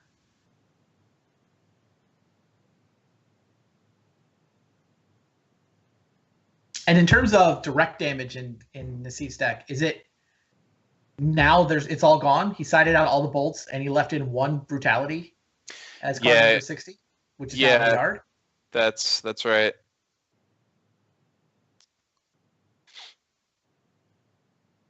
All right, Nassif debating whether to cycle the Street Wraith here. Side Yeah. notes. I like holding it. Also, Bloodghast has haste now, but that's basically irrelevant because it's his only play. Oh, and There's the bridge. Wow.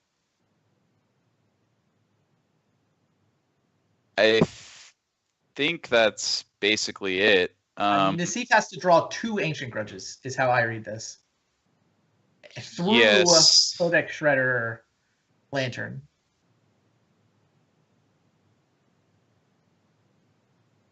Yeah, what else? Yeah, if it weren't for the welding jar, there would be some hope, but I don't see the hope anymore. And Nassif did keep the Street Wraith, so he does have the ability to try to steal a card off the top in response to a Shredder activation. Oh, second bridge.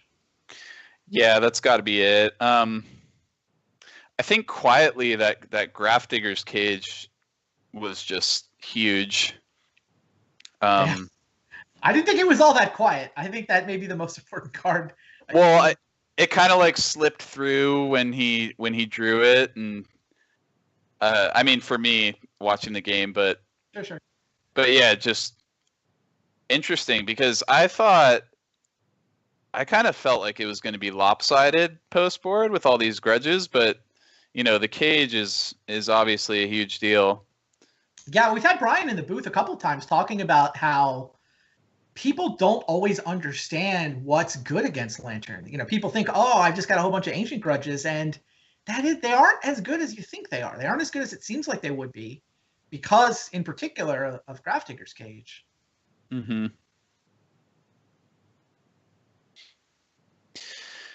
Yeah. I mean, of course, they are among the better cards in Gabe's deck for the matchup, but they're not the deal breakers that you'd think.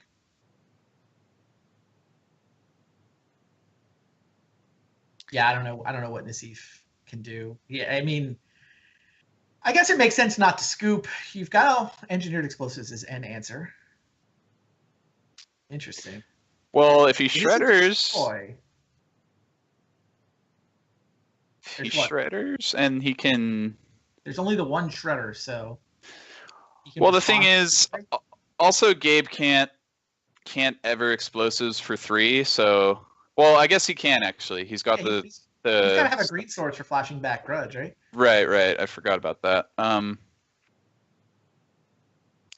mean, maybe he can get rid of the jar. We'll see what happens here. Yeah, you have to cycle Street Wraith as a response. Oh, it's pithing needled. I missed that. So he can't even cycle it. Yeah, that was last turn. Pithing needle. Cycling is an activated ability, huh? Mm-hmm. Hilarious. Yep, missed that. Very nice needle from BBD. He does know what he's doing with this Lantern deck in his hands. That's a pretty tight technical play. Yeah, agreed. And yeah, it's funny. Last match we saw Seth lose with the hate cards, and now we're watching Gabe lose with the hate cards. So you never know. You never know what with Modern. These matchups are crazy. There's an ancient grudge, and Shredder's just like, nope, I don't care that you have 2 Street Wraiths in your hand. You're not drawing that, and you're not casting it from the graveyard either. Brian's got him coming and going. Yeah, Gabe's just a matter of time for the scoop to come in here. Hopefully he spares us some.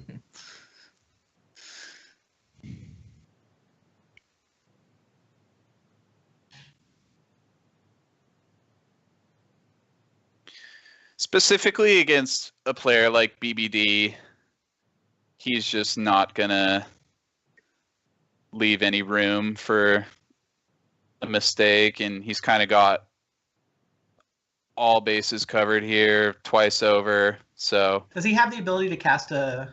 I would definitely scoop to this extraction here, so he doesn't see my deck. Sure. Doesn't see your sideboard plan. That's fair.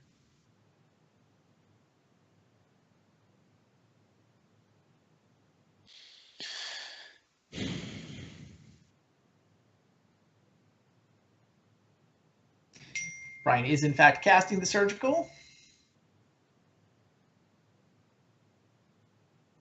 I think Gabe should concede here.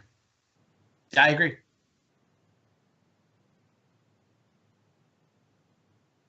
Okay.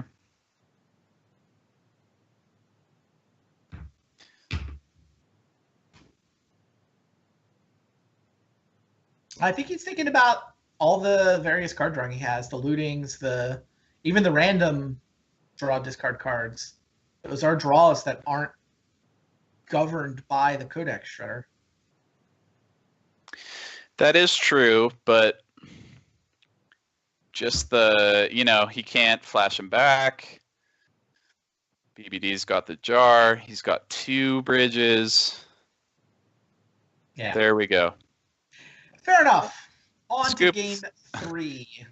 Maybe Gab's going for a little mind game. Now he's going to totally switch up his sideboard plan, Oh, let him see what you're up to with the surgical, and then Right. Certainly, you don't snap submit. Yeah, I wouldn't mind the Molten Rains here. Like I said, I think they're a little stronger on the play, and Gabe's doing just that.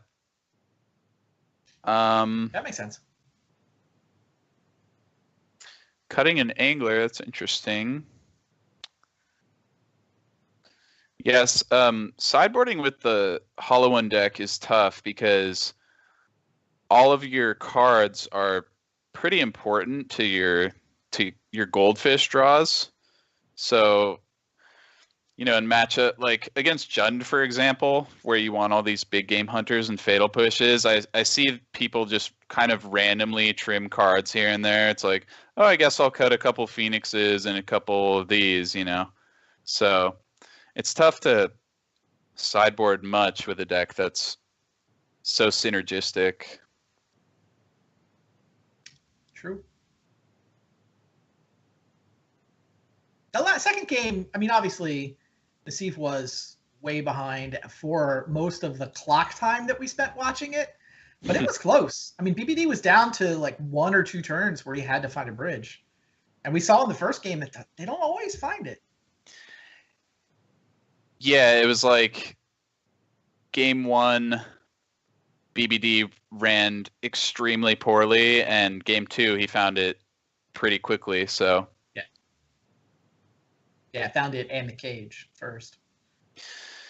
BBD's hand looks great. Gabe's hand looks great too. So he can loot plus Wraith into a turn 1 Hollow One, or he can open with an Adept. Probably you open Adept there? Yeah, I think you open Adept because it still hits for 4 with that line on the second turn. Yeah. Could get lucky though and just draw more Hollow Ones on turn 1. Yeah, so this matchup is definitely like a turbo race of just Gabe's just rushing to kill him, Brian's just rushing to the bridge, and being on the play is just massive. We'll try to get the overall match score added to the overlay.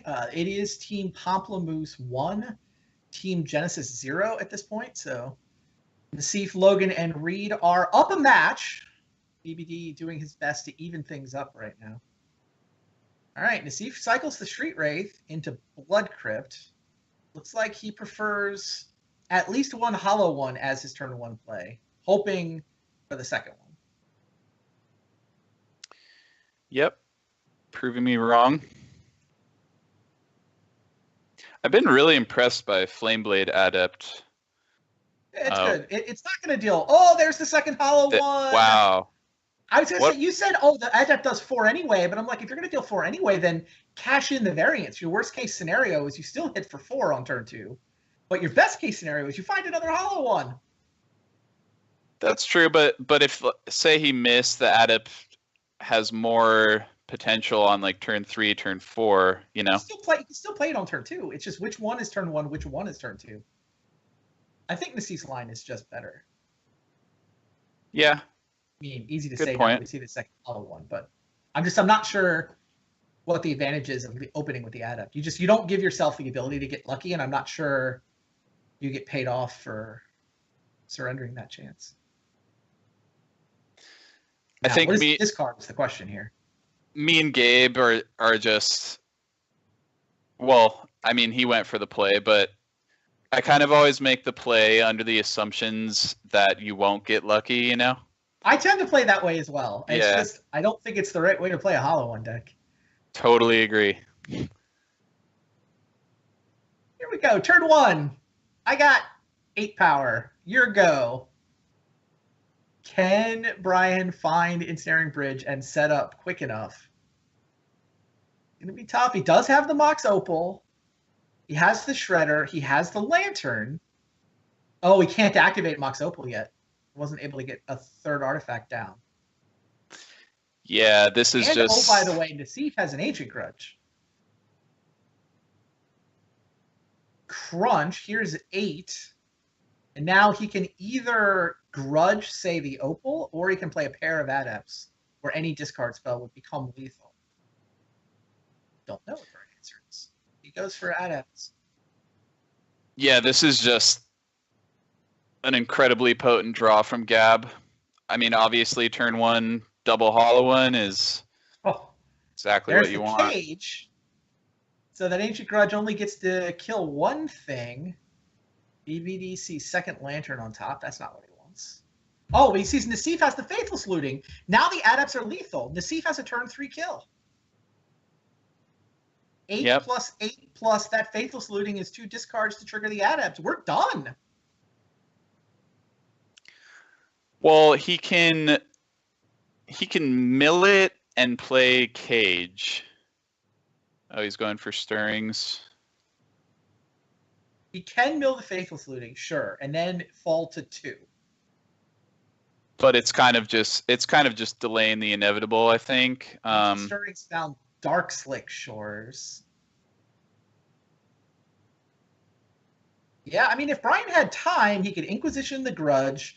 He could Cage so the Grudge stays in the yard. He can Whir to go get the bridge, but I don't think he's got time.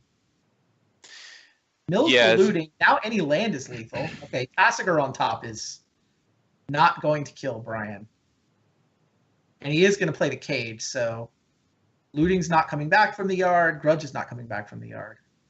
So actually, if he, let's see here, can he? I feel like he might be able to get there. Well, Brian didn't have the mana for the Inquisition, so this Ancient Grudge is still turned on. But next turn, he Inquisitions and whirs for a bridge. I think Nassif can Grudge Cage as a response. And now BBD has to keep him off green mana for the entire game.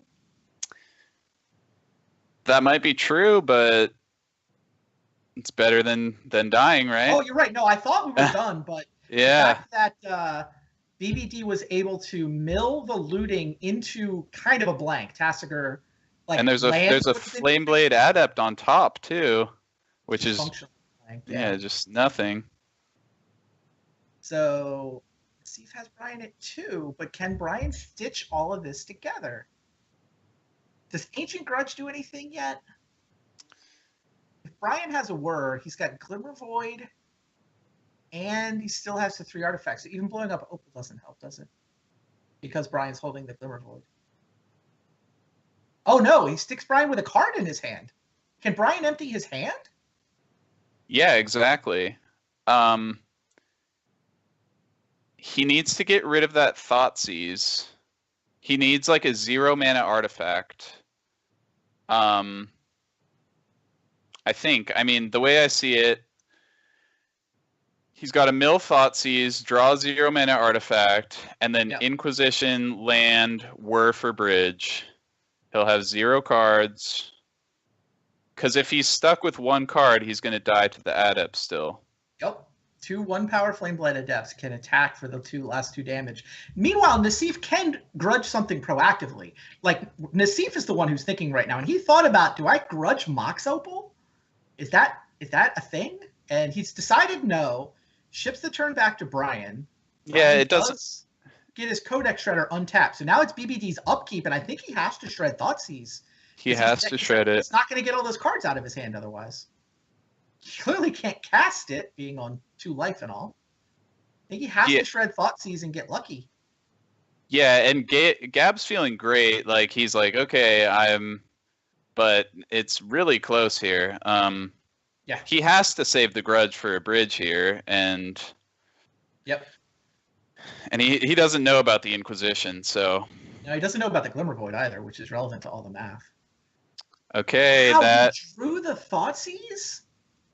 yeah, so that's How does that? Oh, he can Inquisition his own Thoughtseize. Hilarious. He can But he still- Inquisition he targeting still gets- himself. he still gets grudge though, doesn't He he? does get grudge. I'm just like, I still got to tip my cap to a clever play. Brian figured out how he could actually get his hand down to 0 and get the Ensnaring Bridge into play. It's not Wow. really because Nassif has exactly the right card in his hand, but Brian found a line that damn near pulled this game out. Wow. I mean, for some reason I thought Brian knew about the grudge, but No. but yeah. No, That Brian makes came complete up with sense. a play that it wins against everything except Ancient Grudge. And there's the Ancient Grudge. So, Wow. That was so close. jeez. Yes, that was incredibly close. Brian found a great line, but Gabe had exactly the answer he needed. Ancient Grudge on Ensnaring Bridge, attacks for the win. You guys are 2-0. Yeah, wow. I'm kind of like blown away by Brian's expertise there.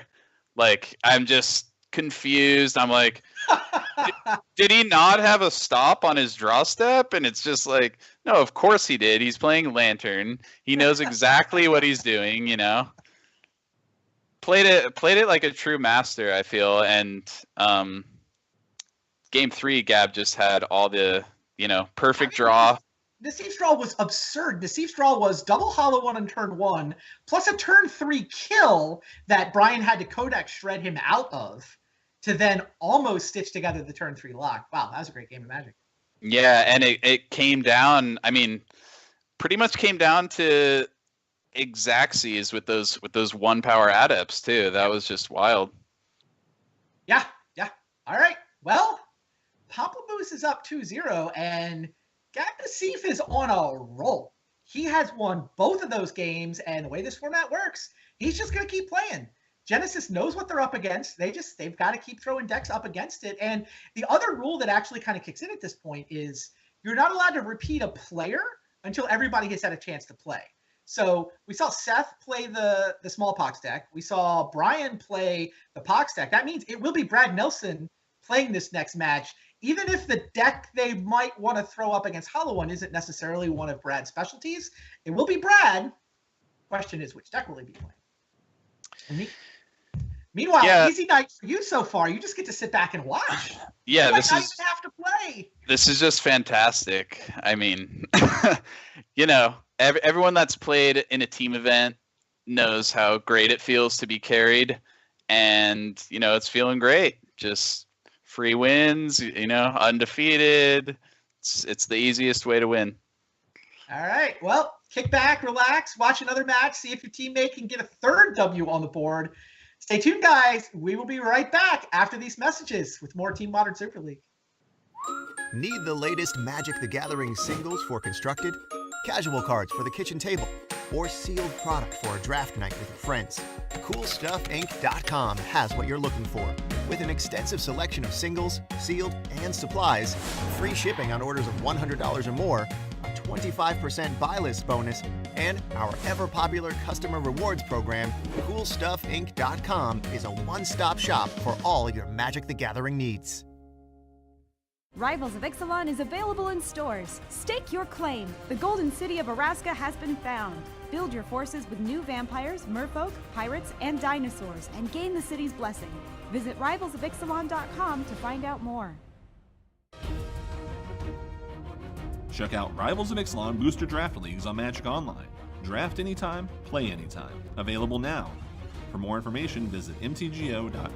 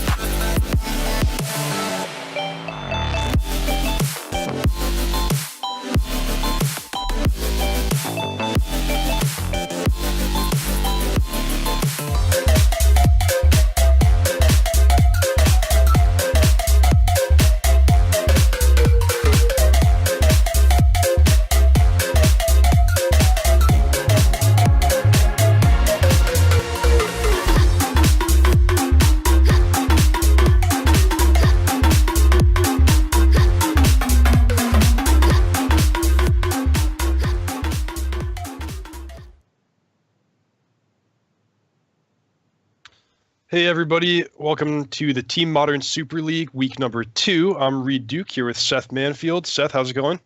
Hey, it's pretty good. Other than Genesis being down 2-0, Hollow One kind of doing a number on us here. But yeah, man, it's been a crazy evening so far. I guess as Hollow One usually leads to that sort of dynamic. But you played first against Gabe. You had sort of like a topsy-turvy match where we thought, you were a big underdog in game 1, but then the 2 sideboarded games looked good for you. It wound up playing out the opposite of that. How was that match from your perspective? Yeah, I mean, you're right. Game 1, we were supposed to lose game 1 and then I didn't think there was a good matchup.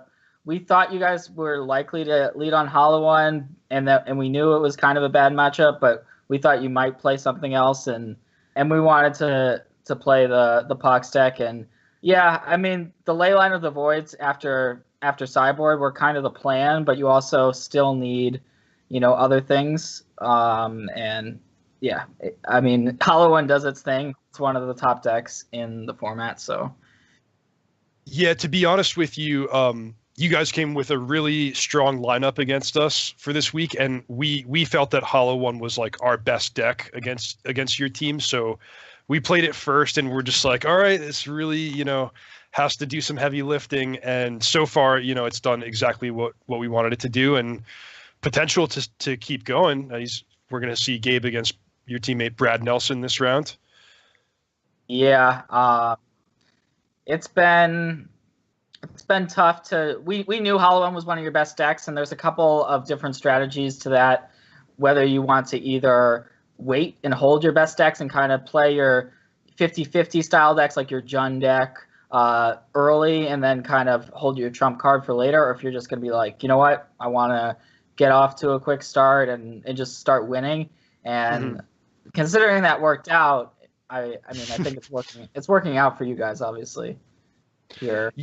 Yeah, I mean, Hollow One is a tricky one because it's so like explosive that even if you do run into a bad matchup, you could just get like that insane draw that we saw Nassif have in the most recent game, 2 Hollow Ones on the first turn on the play. So there's like, with certain decks, like if you're playing Boggles or Storm or something, you're worried about the other team having the exact deck that like always beats you. But with Hollow One, I feel like you at least have a chance to, to fight through. And yeah, we're just hoping to get a little bit of traction with in the early matches and then take it from there.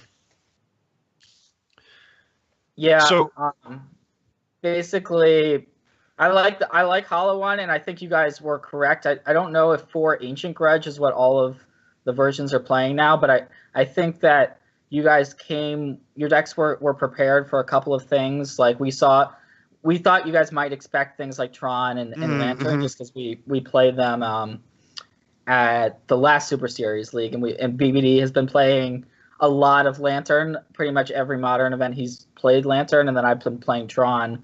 So we kind of expected that. That was why I didn't play Tron. And then BBD knew playing Lantern that he was going to run into more grudges and things like that, which is unfortunate. But that's kind of the nature of these tournaments, where if there's a couple of things you expect, then you probably just want to prepare for those things, and then the rest of the metagame as a whole. Is that kind of what you're thinking? Yeah. In fact, you guys definitely one-upped me on the Tron thing, which I'll talk about in a moment. But it sounds like the players are ready, so let's not waste any time and get straight down to the match. All right.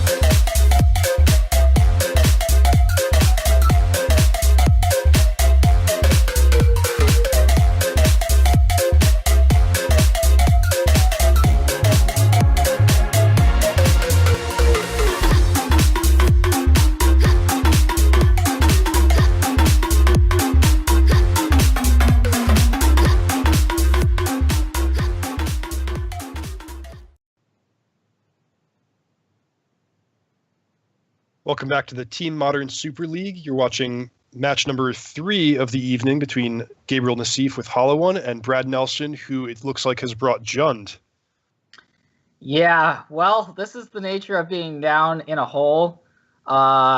Brad wanted to play Jund. I don't think this was the matchup he was looking to play it. And so I found this matchup to be slightly in Hollow One's favor, but I found it to be still winnable from the Jund side. Yeah, I would agree with that. Yeah, so looks like Brad mulliganed.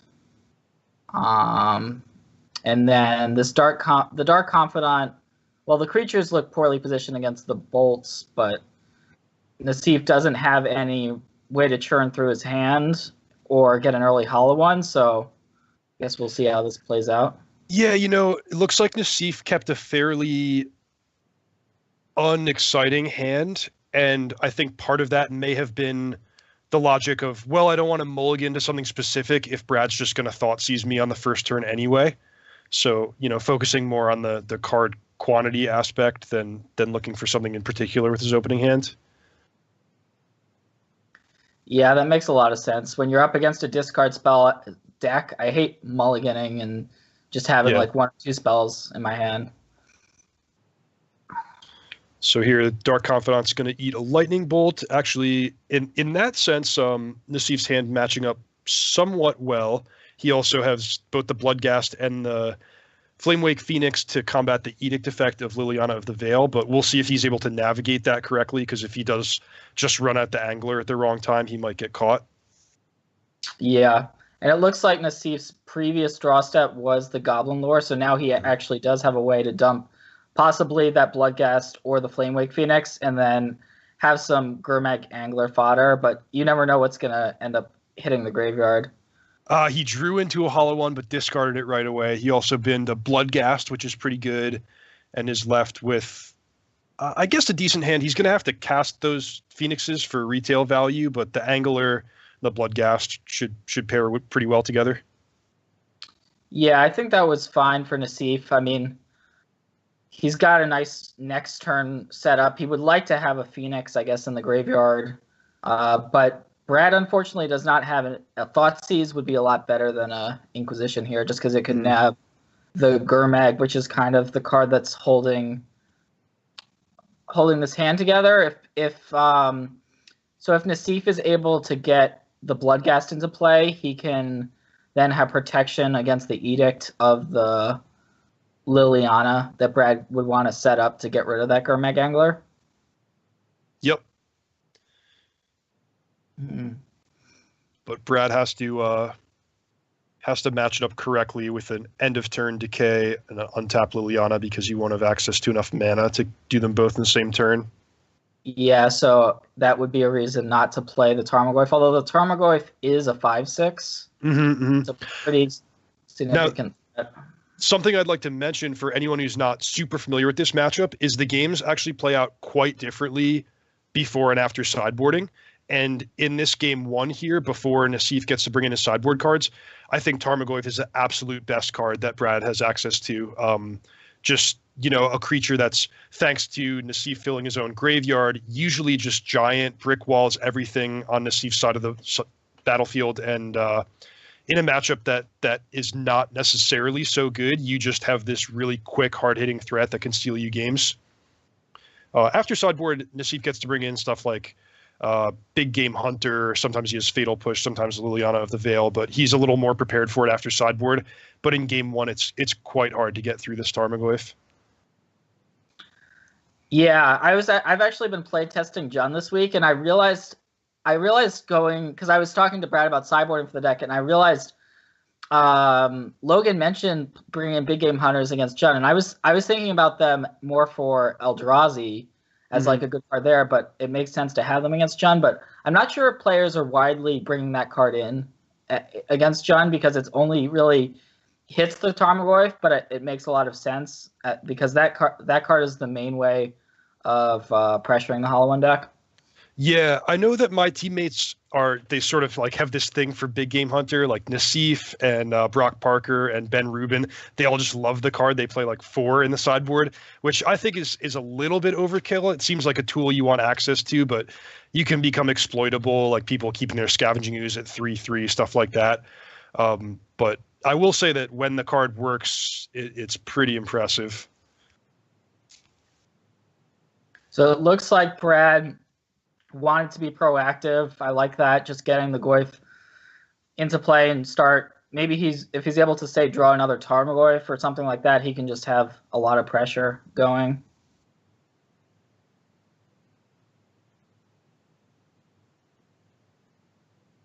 So I would assume the turn, now that Nassif has picked up a Collective Brutality, I assume he would want to discard at least one of those Flamewake Phoenixes.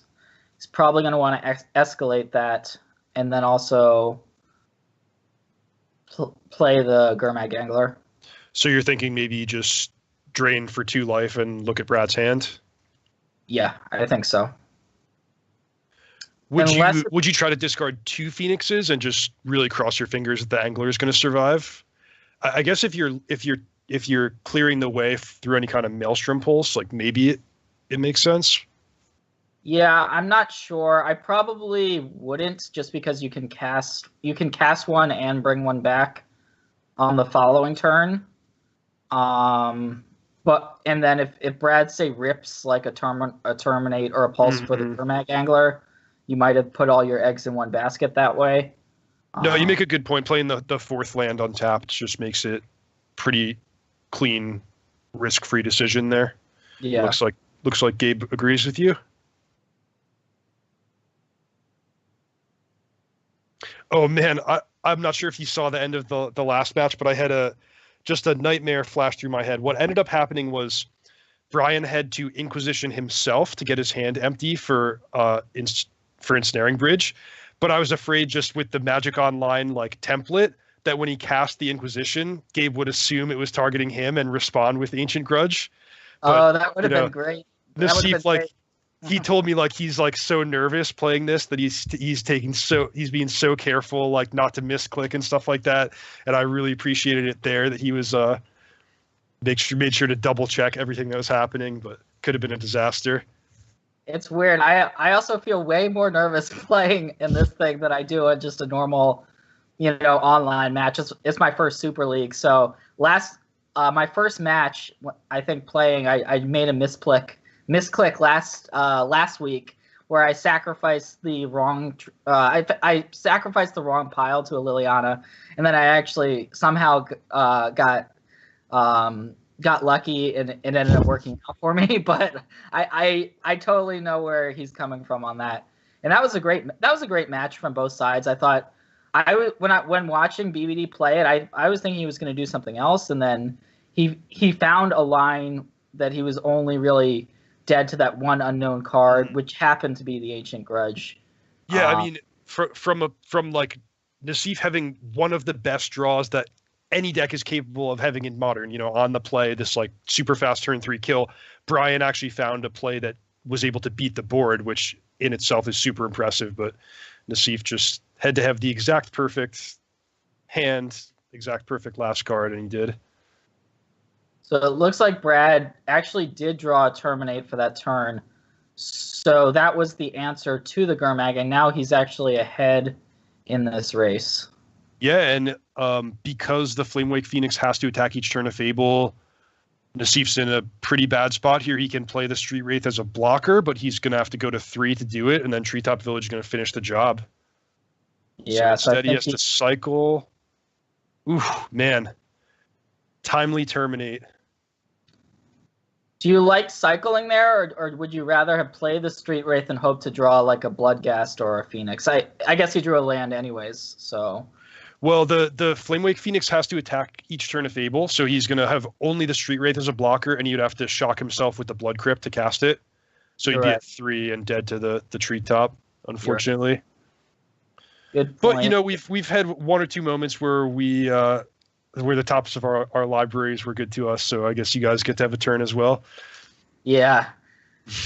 That Terminate ended up, we kind of talked through it a little bit, but that Terminate was huge for Brad, just being able to, that Gurmag was kind of, the Nassif's draw wasn't the greatest, as you were saying, and it ended up being pretty critical. It looks like Nassif is going for those 4 big game hunters. So I wonder what Brad is actually going to... Yeah, I'm eager to see what Brad does because, being on the Jund side of this, there's a lot of different ways you could sideboard. A lot of people that I talk to have different approaches to the matchup, but I've always felt a little bit uncertain how to sideboard against Hollow One. Looks like Brad is doing largely what I do with taking out the Liliana of the Veil. Curious to see what he does with stuff like Damnation, Liliana, Kitchen Finks. I actually think Kitchen Finks is quite good in the matchup. Yeah. Yeah, I can see Kitchen Finks being good. I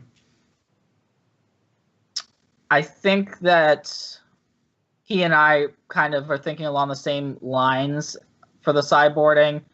I'm not sure if... I guess I haven't thought enough about the big game hunter. Like obviously Goyf is great game one.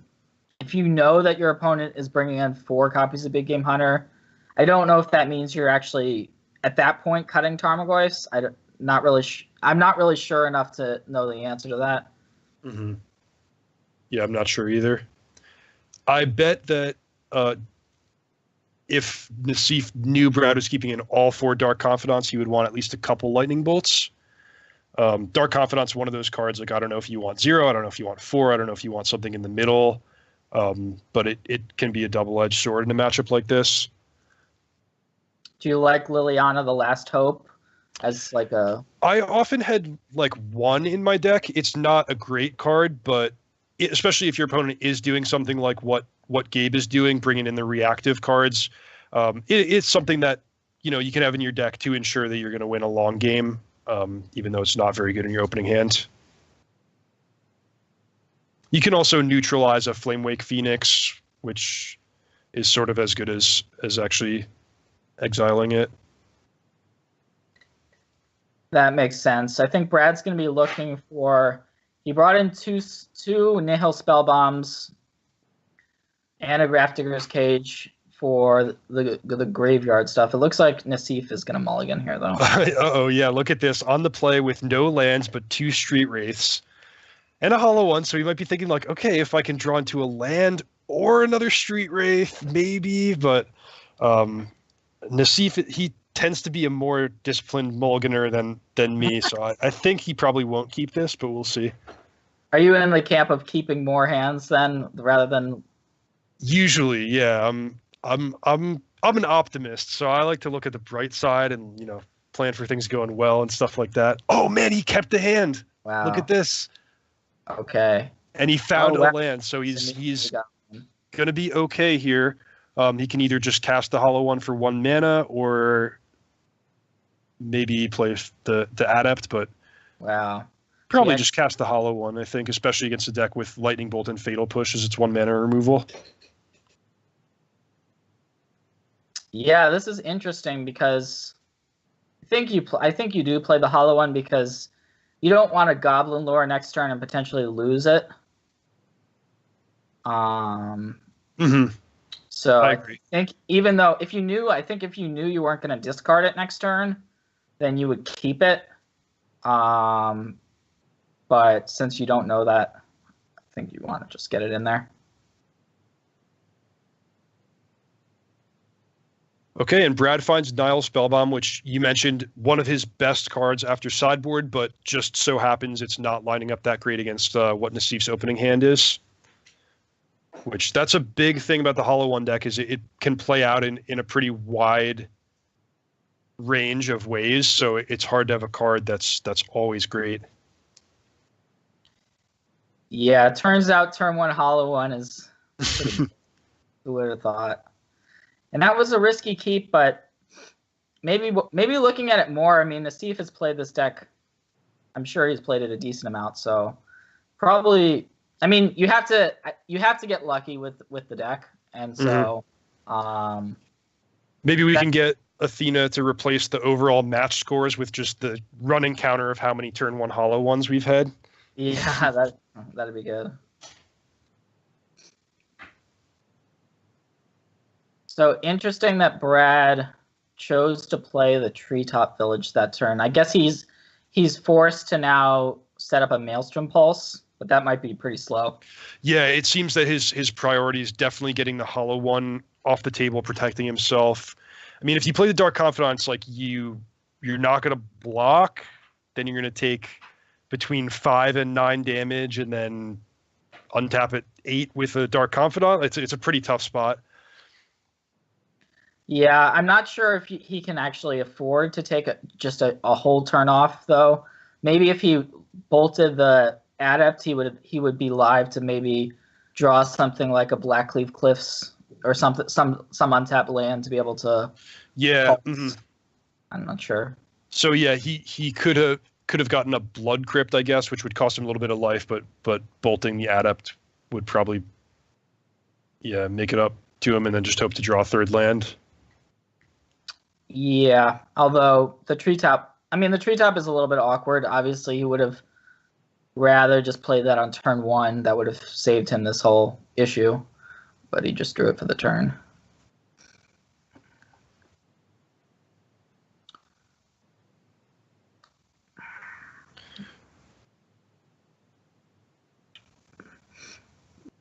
But in either scenario, I'm not really sure how Brad gets out of this. It looks like this is going to be 8 damage coming through, 4 from the Adept and 4 from the Hollow One, because there's still a Flamewake, an Adept trigger on the stack here. Mm-hmm. So even if Brad untaps and bolts, then Nassif still has more gas in hand. So I just don't see him. Sorry, untaps and pulses. I would presume he's gonna get rid of the Hollow One. So there we saw Brad. He cracked his Nile Spellbomb for no value in response to, I guess it was the Madness trigger of Big Game Hunter, but he did that in order to play around a Delve creature like Tasigur or Gurmag Angler, which turns out Nassif doesn't have, but pretty smart play by Brad, especially because it's going to be so long before he has a free black mana to cash in the card draw of the Spellbomb that I think I like his decision there. Now he's again forced to a pretty tough spot where he can either get a Swamp and be unable to cast a lot of the cards in his hand, or get a Blood Crypt and go down to 4 against the Flamewake Adept, Flameblade Adept. Yeah, and we see what Nassif has here. He actually has lethal on the next turn, but Brad, it's like what you were saying, like with playing the Hollow One, you kind of have to do some guesswork what they're holding. Like if Nassif's got a couple of Gurmag Anglers in his hand, then all of a sudden Brad's play looks, wow, he actually found the insane line of exiling the graveyard, but that is not how this game is going to play out.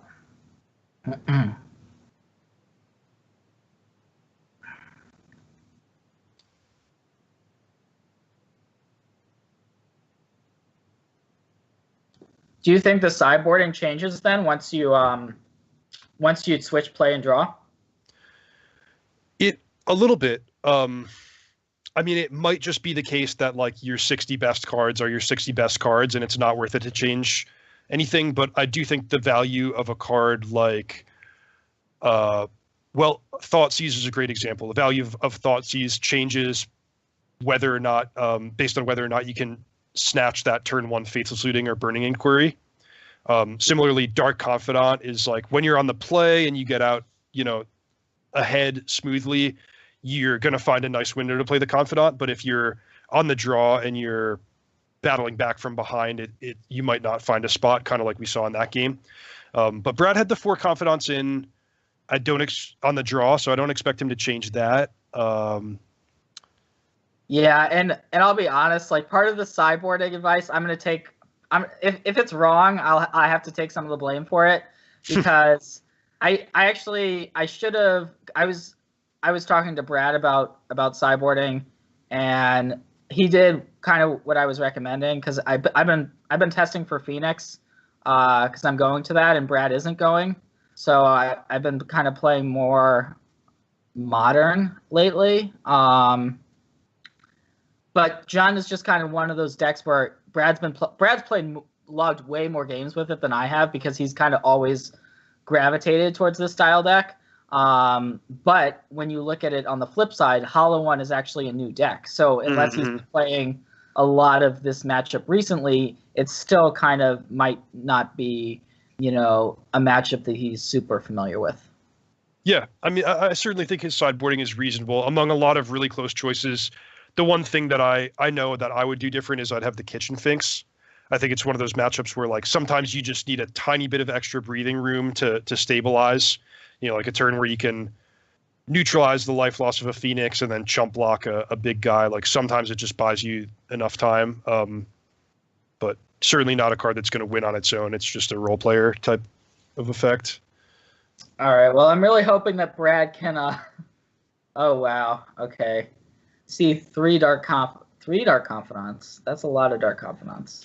Yeah, we may have temporarily lost Nassif's camera. We didn't get to see him sideboard, but we'll keep you updated on that. In the meantime, Brad has a hand that, ooh man, I feel like you would certainly mulligan on the draw, but on the play, what do you think about this, Seth? Would you take a chance?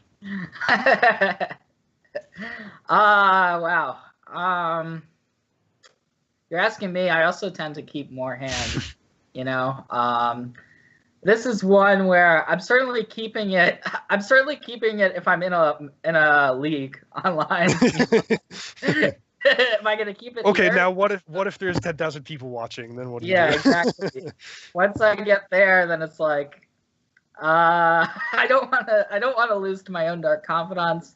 I'm sure that's what he's thinking about. It's a close hand. Like, it is a close hand. I agree. I don't think if he mulligans, it's wrong. I don't think if he keeps, it's wrong. So, I'm interested to see where he lies. I think Brad tends to be more into the camp of mulliganing a little bit more than I do. I would guess he's gonna mulligan, even though he hasn't mulliganed yet. But I don't know. So you brought up a great point in the last hand, which is the guesswork of trying to predict what the Hollow One player is going to do, like how their hand is going to play out. And there are some hands that Brad's draw is going to match up well against. Like if Nassif has a little bit of a slower hand, he's got the big game hunters, then Brad just sticking a turn 2 Dark Confidant at a high life total and having Kolaghan's Command and Maelstrom Pulse to deal with Hollow Ones. It could work out. If Nassif has the super explosive hand where he's putting a bunch of Blood Gas and Phoenixes into play quickly, it's going to look embarrassing. But, these are the decisions that Brad has to wrestle with while he's deciding whether to keep or mulligan. Yeah.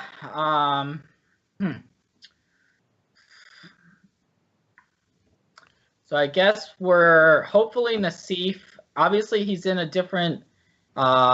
He's in Europe. Is that right?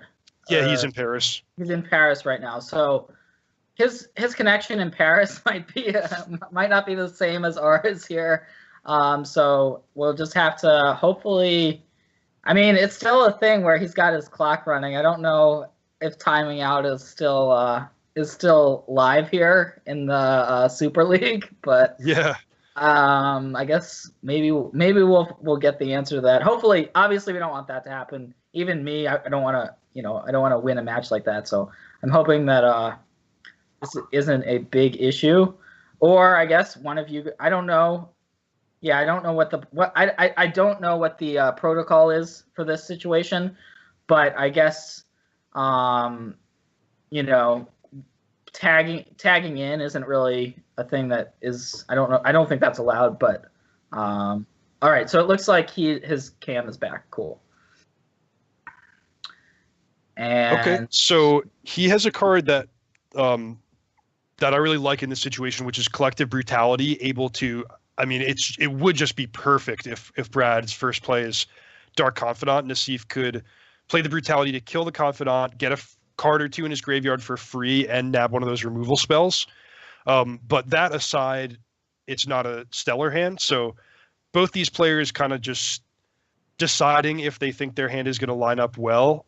And it looks like the action is on Nassif. So we would just have to assume that means Brad has already kept. Just because it's Nassif's clock running. So I kind of like it, honestly. I mean, I think it's a really close, tough decision, but I think I would have made the same call as Brad. What do you think on Nassif's side? I think I would keep that hand as well for the same reasons we mentioned in game one, where it's tough to mulligan to something very specific when you might just get turn one Thoughtseize. Yeah, that makes a lot of sense. I mean, the brutality, being able to get those Bloodghast into the graveyard.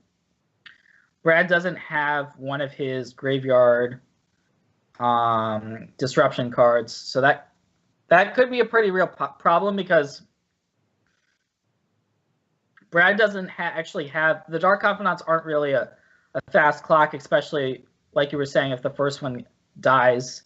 And those Bloodghast could I mean, but that's thinking knowing both hands. So it could be that Nassif is thinking, well, Brad already capped. I've been winning by turn one hollow ones every match. Maybe I just need to, obviously that there's no possibility of that Well, I shouldn't say there's no possibility of that happening. Obviously there is. He could draw something like a Burning Inquiry or a Looting and then find it, but it's pretty unlikely that that's how this game is going to play out. Yeah, that's a funny dynamic. In the top 4 of the finals of the Magic Online Championships, Budakov was playing Boggles, and I saw him mulligan a hand. It was like an unexciting hand, but it was a 7-card hand that had a land and a Boggle. And I'm like, man, I would never mulligan that. Like, if you're mulliganing hands like that, it probably means you've been running so hot with the deck for like the last day or two that you're like, oh, I could do better than this, But that is something like your standards change based on how much your deck has been delivering, how much you've been winning, and it's an important or a challenging skill to keep things in perspective in that way.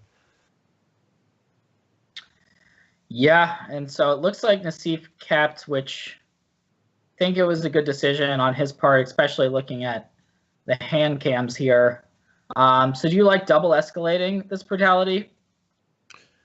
I think so. I mean, the Bloodghasts aren't doing much in your hand. You would prefer them to be in the graveyard, even at the risk of Brad having something like a Nile Spellbomb. But every point of life matters, and you get the mana efficiency of putting the Bloodghast in the graveyard. So, looks pretty good to me.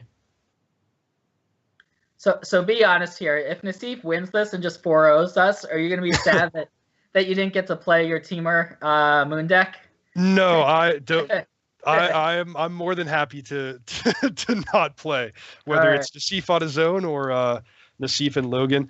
I actually, to be honest with you, I felt kind of bad. I don't know if you watched our first match. It was nearly a month ago now, but I felt kind of like responsible for the loss because we had a really close set.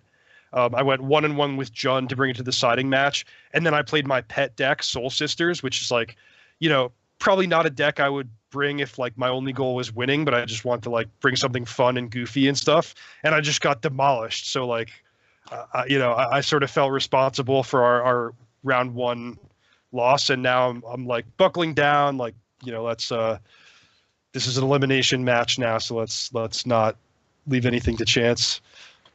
Yeah, and I mean I've enjoyed preparing for these things. Is pretty hard. Honestly, it's there's been no other tournament like it where you have 6 different decks and you have to kind of juggle what you're gonna not only what you're gonna like what 6 decks you think are gonna match up decently against your opponent, but also what order to play those decks in. Is kind of, so there's a number of different dynamics at play. But it looks like Brad actually found. Okay, so I shouldn't be talking about like this so soon. All right, Brad actually had a good draw here, so he found a spell bomb. So he could potentially Maelstrom Pulse. Well, he has the option of pulsing away the Bloodghast and spell bombing, and then just getting the graveyard of Nassif's, just getting that out of the way. I think that's a great play because he can afford a little bit of card, or he can afford to spend a few resources because the Dark Confidant's drawing him 2 cards per turn. And with his hand of removal and Dark Confidants, those Bloodghasts are like really annoying, persistent threats. I think that's a great play, the one that you just mentioned. Yeah, I think it's too greedy to try to wait to draw an additional card from the Spellbomb trigger. It also matches up well against Tasigur, which happens to be Nassif's big threat in hand. And actually, it's going to be interesting if Nassif draws, say, a brick, does he just play that explosives? Because Brad has an Ancient Grudge in his hand, which would be which would end up working out for Brad. So I lost track a little bit, but I think it was the Spellbomb that got revealed to the Confidant, and then the Grudge is an unknown draw step. Do you know if that's the case? Let's see. In either case, the Fatal Push does change the equation. I think that's he should probably just push the Confidant. I mean, it's tempting always in these situations. Like maybe you'll let your opponent take more damage, but I think the game is still close enough that and Brad's life total is still high enough that I would just point the Fatal Push. Yeah, I think he's gonna point the Fatal Push, and then I don't think he would want to play out the Explosives just for 2. I'm not sure. We don't know if that Ancient Grudge is a known card or not. But that Dark Confidant for sure is not. And it looks like it for sure isn't a known card because Nassif is going for the Explosives, which he wouldn't do if he knew about the Ancient Grudge. And there's only one Ancient Grudge in Brad's list, which from Nassif's perspective might not be coming in the matchup. So right. We can understand it. So Nassif probably a little disappointed there to lose the Grudge, or to lose the Explosives, but at least it puts a card in his graveyard. If he draws even a land here, he can play Tasigur. Ooh, that was not a very, very good draw. He would have loved, I mean, an untapped land would have been fine, but something to put cards in the graveyard would have been better. Yeah. Certainly, like, maybe a 3/4 of its deck would have been a great draw there. Luckily for Brad. Okay, so the 1/1 body is actually relevant on this board, though. You can trade with the Confidant or suck up a hit from Raging Ravine, and it does look like this game's shaping up to be a close race.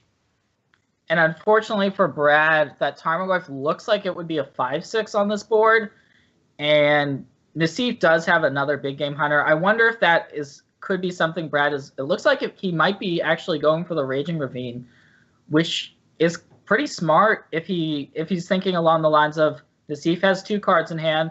What could they be? He ran out a naked big game hunter, so maybe he actually has a second one. So if he's thinking along those lines, now do you like chumping here if you're in the Nassif spot? Yeah. Well, I mean, you can attack back with the big game hunter. You definitely have some life points to play with. Man, that's a very specific read from Brad. I mean, he hasn't played a card to look at Nassif's hand, but yeah, it's very good against what Nassif has. And he did it so quickly too. He didn't actually pause for that long. He's just like, you know what? He's got to have big game hunter. I don't see a reason why he would make the play unless he had that read. I mean, it is more mana efficient, quote unquote, to get the Ravine going, but I don't think it's. I think 99% of the players who play Jund are just jamming that Tarmogoyf there. So yeah, Nassif thinking about the chump block. Attacking back certainly is relevant, and it's not that bad to go to 16, but it would put a third card in the graveyard to guarantee a Tasigur for next turn. I think all in all, I would probably block just to ensure myself that I have a good play for the following turn, like the Nightmare scenario where you draw Blackcleave Cliffs or something like that. Yeah, I think I agree with you. Okay, but he drew Bloodstained Mire, so he's able to play the Tasigur anyway, and it works out pretty nicely that he can now attack with Big Game Hunter, either offering a trade or just chipping in for 1 extra pretty crucial point of damage. Yeah, I mean, so Brad's kind of faced with the decision of that Dark Confidant is clocking his own life total. So eventually, if this game stalls out, it's going to become a real liability. But he also doesn't have that much action. So, okay, he's going to block. Yeah, I agree with that decision. So I guess if he just draws a land, he might be thinking, Ravine plus a Goyf isn't, it might be enough to win the race if Nassif doesn't have a good play. So turns out that's not the case. And I think I think if Nassif plays out this Bloodstainmire and plays Tasker, then Brad has to start thinking, I'm behind in the game, and I don't think he can. He probably can't stay with his big game hunter read. He probably just has to hope that Nassif does not have it. Yeah, he needs something to compete with the Tasigur. Yeah. Well, we might be getting to that spot you get to in a lot of games with Jun, where you're just like, I hope I draw Bloodbraid Elf into something and maybe draw that 2 turns in a row. Brad is behind in this game, but Jun does have a lot of powerful draws, and something like a Scavenging Ooze, like a card that can stabilize the board and gain some life, would be really huge here. Yeah, even something like an Inquisition of Kozilek into something to maybe get the big game hunter out of Nassif's hand would be okay. But yeah, Bloodbraid Elf seems like the best draw. Kolaghan's Command would give him a number of options, including knocking the card out of Nassif's hand, killing the Phoenix, buying back a creature. Okay, well, this looks like a fairly simple turn. Just play 2 Tarmogoyfs and cross your fingers. Yeah, it's not the worst, but the issue is this Flamewake Phoenix is going to actually be really tough to answer, considering Brad doesn't have much life to play with at this point. So Brad's going to lose one of the Goyfs, but he can attack for 10 next turn. So if he, I guess he can't attack for 10 unless he draws something. So he'll probably have to take another turn to develop his board. But the point being, the Raging Ravine can attack through Tasigur, and Brad can put together a lot of damage on pretty short notice. So I wouldn't count him out of this game just yet, even though the Phoenix is putting him on a clock here. Yeah, I think if he draws like a 1-mana spell like a Lightning Bolt, then that Ravine attack becomes a really solid play, because then he can still have something to defend himself on the crackback. But he's running out of time. Something like an Anger of the Gods, I think there is one in the list. That would be a way to exile the Flamewake Phoenix. So Inquisition not going to do it. Brad is not dead on the board because he can block with Raging Ravine, or he could attack and maybe hope Nassif blocks with the big game hunter, but looks like he's sitting back. Nassif finds Hollow One, which he can either cast or cycle.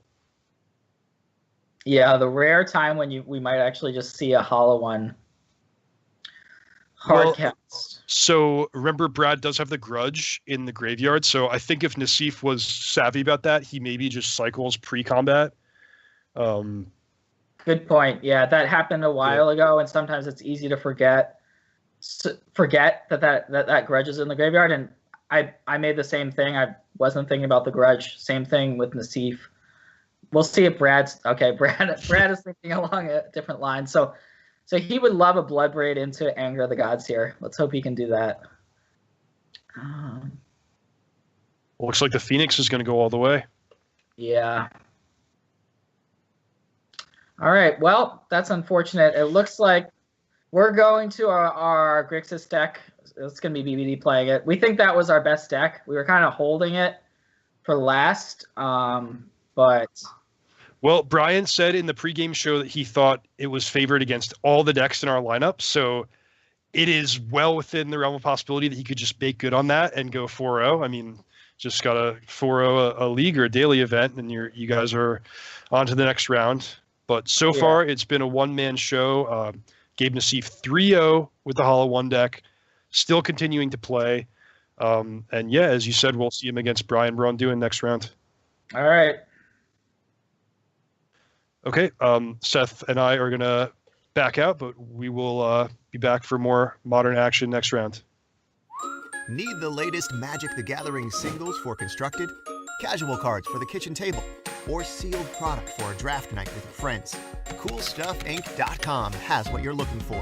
With an extensive selection of singles, sealed, and supplies, free shipping on orders of $100 or more, a 25% buy list bonus, And our ever-popular customer rewards program, CoolStuffInc.com, is a one-stop shop for all your Magic the Gathering needs.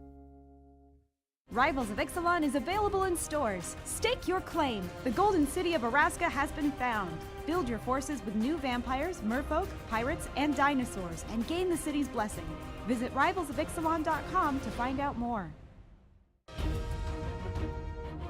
Check out Rivals of Ixalan Booster Draft Leagues on Magic Online.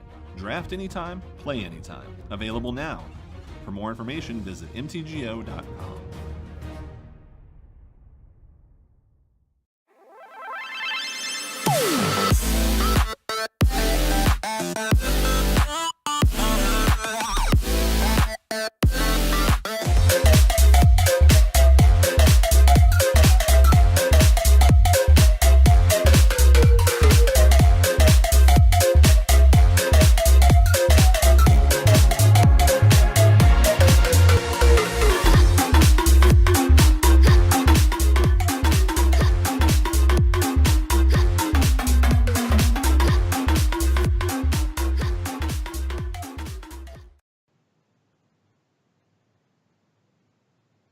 Hey, everybody, welcome back to the Team Modern Super League. I'm Reed Duke here now with Brad Nelson. Brad, how's it going?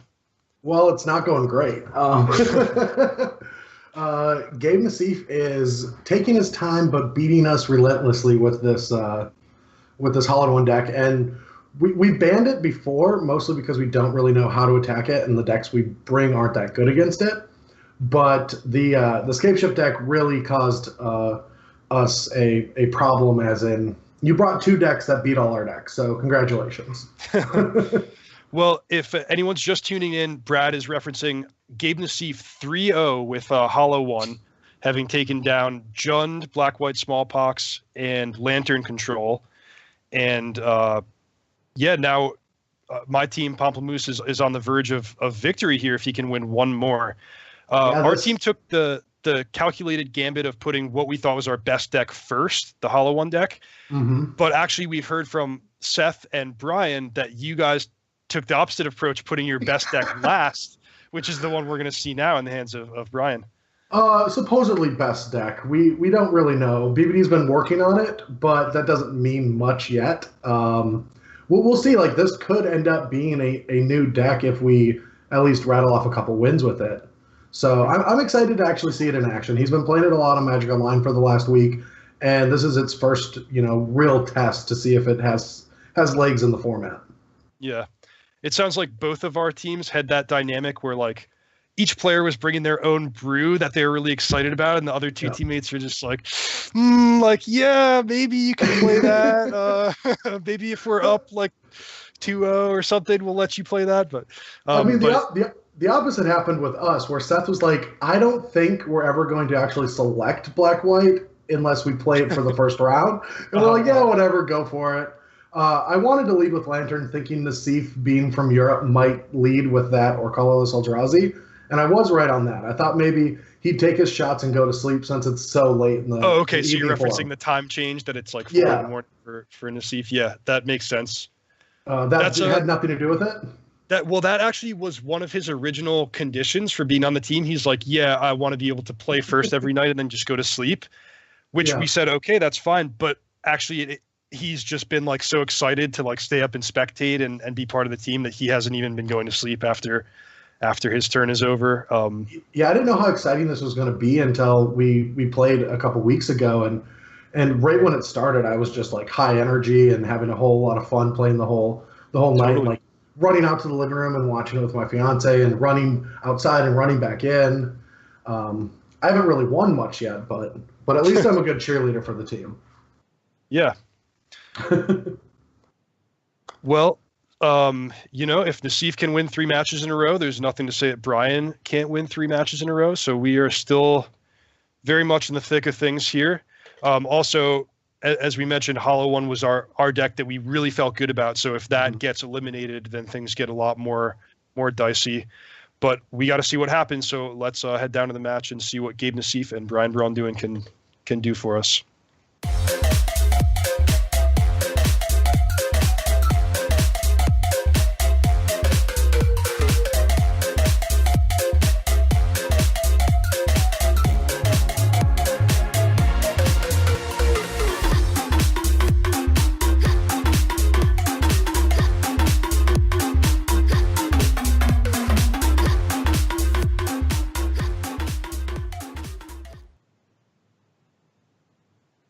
Welcome back to the Team Modern Super League. We're about to watch Gabriel Nassif, who so far is 3-0 with his Hollow One deck, against Brian Brown-Duin with Grixis Midrange, deck that he says he's been working on a lot and feels pretty good about for this evening. Brad, what do you think about the opening hands here? They both seem bad in the particular matchup. Gabe doesn't have any of that explosiveness that we've seen earlier in the evening. Well, Brian's deck doesn't have any of its early cantrips or hand disruption, so I can see both players taking a mulligan with this, unless they've already capped.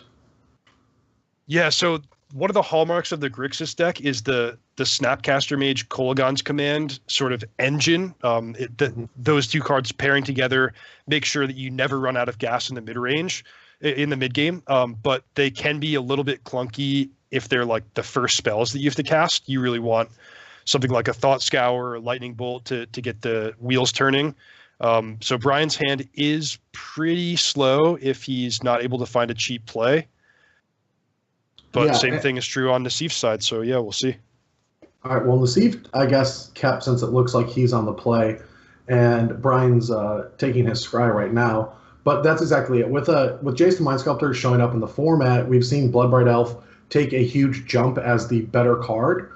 And one of the theories is that you want to have more hand disruption cards like Young Pyromancer, earlier things to force your opponent to react to make the Jace a higher impact card. Just being reactive hasn't really felt like the correct way to play Jace the Mind Sculptor.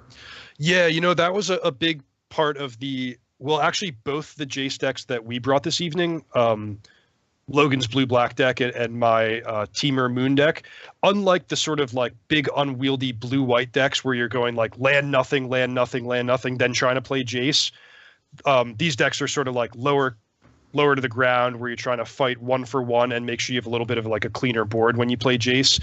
Definitely seems like Brian was going along the same logic. So I think the community at large is still trying to find the best home for Jace, which is clearly a super powerful card, but as you mentioned, hasn't really taken off yet.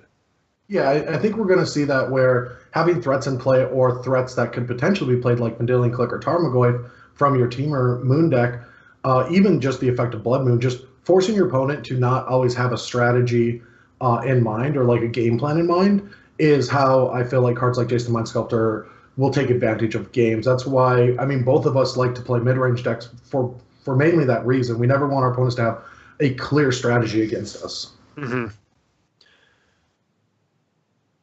All right, well, I do think that this keep, I thought Nassif, maybe he did in fact mulligan. Oh no, He got Thoughtseize, so he lost his Hollow One. But oh man, if you know your top cards can be Burning Inquiry, that's a really good keep. And one of the casted and binned at least one Flamewake Phoenix, but still doesn't have too much exciting going on. Yeah, and BBD now just has a Fatal Push and a bunch of cantrips, but removal spells aren't going to be that good unless BBD is able to find creatures that can stem the bleeding or get proactive. So BBD is really going to be trying to find something proactive because removal spells aren't going to interact favorably against a card like Bloodcast. Man, Burning Inquiry has such a way of making you feel stupid. Like Brian fetched Blood Crypt on the first turn, which I'm sure was just clearly the right play based on what his hand was at the time. But then his hand got like completely reset, and now he has all blue cards and can't cast two blue cards in the same turn because of Blood Crypt. Best laid plans. Oh, it's not the kind of Magic I enjoy playing. At least traveling to play. The deck is way better than I thought it was, though. I originally thought it would be, yeah. Except I've seen it also not be that great either.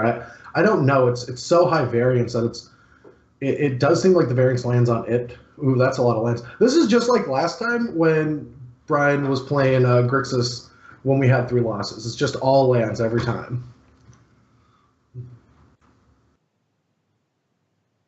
Yeah, and he doesn't even have a Creeping Tar Pit to spend his mana on, so he's really hoping this Visions can scry him into something. I guess Snapcaster Mage would probably be one of the best things to find. Kolaghan's Command doesn't yet have a creature in the graveyard to rebuy, even though there are a lot of powerful draws that Brian's deck normally has access to at this stage of the game. Yeah, I mean, Brian knows about, I guess the Lightning Bolt is an extra one, so that's a second copy. He knows about the Bloodghast, but not the Lightning Bolt. I guess this is going to take Lightning Bolt, and a card like Jace or Gurmag Angler might be good, but it's got to be something fast. I feel like. Oh wow! So sorry to interrupt. I think what happened here is a pretty cool play from Brian. He scryed two sort of like marginal choices to the top, a Young Pyromancer and a Lightning Bolt, and then played a fetch land. So now he can sort of like effectively scry his own library. Like if Nassif takes his turn and it looks like the Young Pyromancer is going to be good enough, he can draw it. And if he feels like he needs to get lucky, he can shuffle it away. Oh, that's great. Yeah. I didn't see the Young Pyromancer. I saw the Bolt, but yeah, it does seem like that's a good 2 cards to draw, since Gabe is only going to be attacking for minimum 3.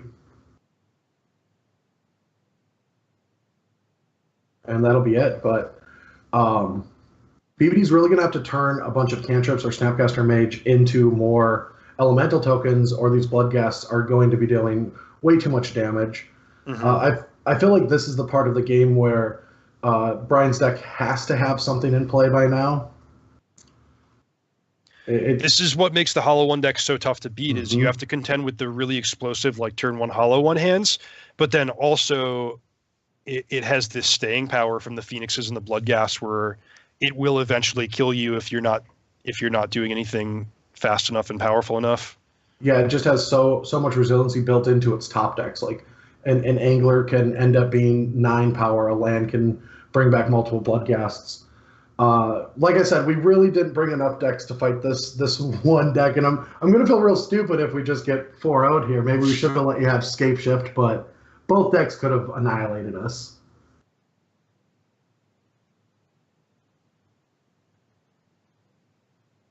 I mean, the continuously drawing Bloodghast is not that bad, actually. Yeah, and crucially, Brian's at 11, so it's not going to have haste yet.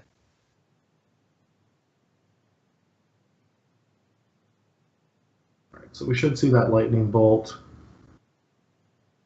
Yeah, and Brian went through blockers, so he's not intending to trade with the Bloodghast just yet.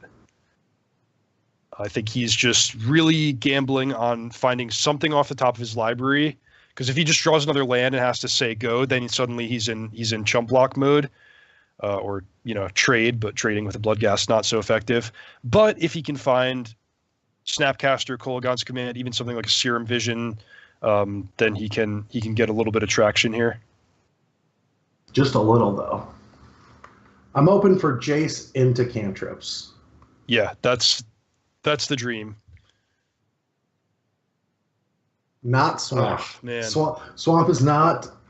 You're the only opponent that I actually feel was pained by that Swamp top deck. Well, I mean, I want you guys to have a little bit of fun. It's probably your last match in the Team Modern Super League. Well, I did believe this was the way we were going to go out. Seth might disagree, but the moment he said black-white smallpox was the moment I felt like we'd be watching for the rest of the week. Yeah, I said to Seth when you were playing that I felt responsible for my team's first loss because it came down to 3-3, like the rubber match, and I had to play my Soul Sisters deck, which is just like my pet deck, and of course what was your other option? We could have had Logan on Grixis Death Shadow against Black Green, which would have been, probably 50-50 or something like that. Yeah, I felt the same. Last time we had Brian play Grixis Death Shadow, and maybe we should have just tried our Jeskai deck against Green Red Eldrazi, but we're just not that familiar with these new decks ever since the bannings. Right. Well, that is going to be the game. And Bobson Dugnut is going to go down to Bob the Dog for a third time this evening. So what does Brian have to improve the matchup after sideboarding? A lot of cards I made him play to beat you with Jund. Entrancing Melody, Keranos, yeah. Is it Staticaster is actually pretty good at keeping keeping down the Bloodghast, and maybe one of the best sideboard cards in the format, in my opinion. Yeah, it's very strong. It's pretty wide range of decks. But other than that, there's not a lot of counter spells to try to compete with the big mana decks. And generally, the game plan is not going to change for either player. I think we're going to see Brian try to have a little bit quicker of a draw, and Nassif hopefully not have one of his disgusting explosive starts that he's had.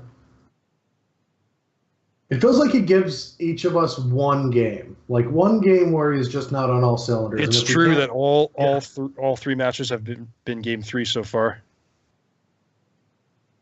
Yeah, I don't know how I got there. I guess I luckily drew that one terminate.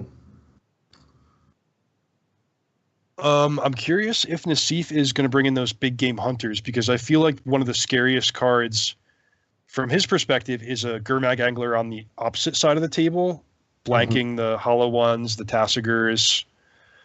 Right now he doesn't have any way to kill it in his deck. Yeah, that does seem like one of the better ways for Brian to stabilize behind maybe even a Jace, or start getting that engine of Kolaghan's Command, Young Pyromancer, Snapcaster going. But it's tough, because if you bring in the big game hunters, then you can lose to the Young Pyromancers. That's true. No, he hasn't changed anything yet. Maybe is he sending us a message? Is this what we've come to see? Be like, I don't even need a sideboard. We've got 3 more matches. Let's give him a shot. All right, there they go.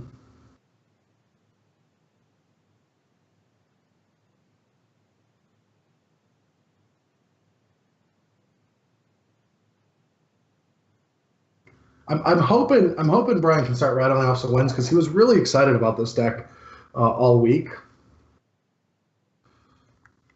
Yeah, it certainly looks like a cool deck, Combining a lot of the best elements of like several different successful archetypes. Grixis Control, Grixis Shadow, Blue-Red Pyromancer. Yeah, and he told me that he wanted a little bit of help with the strategy this week, and I did play a lot of Grixis, but it was standard Grixis, so I didn't actually try this out. I was casting 4 mana Planeswalkers, but it was Chandra. This hand looks a little wonky, but it seems like a keep. Oh, wow. Brian did not go for Inquisition on turn 1. I mean, it's not... Generally, like, the turn 1 Hollow one doesn't happen that often, does it? Well, you have 8 1-mana, sort of engine cards that can be important to take away, but Nassif will need to find a Street Wraith if he's gonna get turn 1 Hollow one. Yeah, it doesn't seem like that strong of a keep from Brian, but what can you really do? I don't know if Collective Brutality is even that good in the matchup either. Well, one thing that's kind of nice about it on the play is you can nab a turn 1 Flameblade Adept while potentially getting extra value. All right, so if we know anything, we're going to see what Street Wraith. Okay, so we have a Bloodghast. So no Street Wraith, which means no Hollowed one, and a relatively slow start. Plus that Staticaster should be able to do some damage. Yeah, this is looking pretty good for Brian so far. He's probably going to have a pretty stable board until about turn 4 or so, when Nassif can start flashing back Faithless Looting. Yeah, and that was a pretty strong draw. So Brian's going to be able to Inquisition, see that the hand is nothing, and be able to start digging for lands with that Serum Visions. Yep.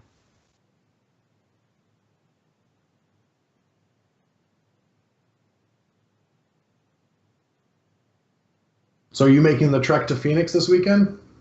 No, I'm staying home. You too? Yes. No. Yeah, no, I'm staying home, yeah. I don't fly for non-standard events. That's just, I'm dead money in Modern.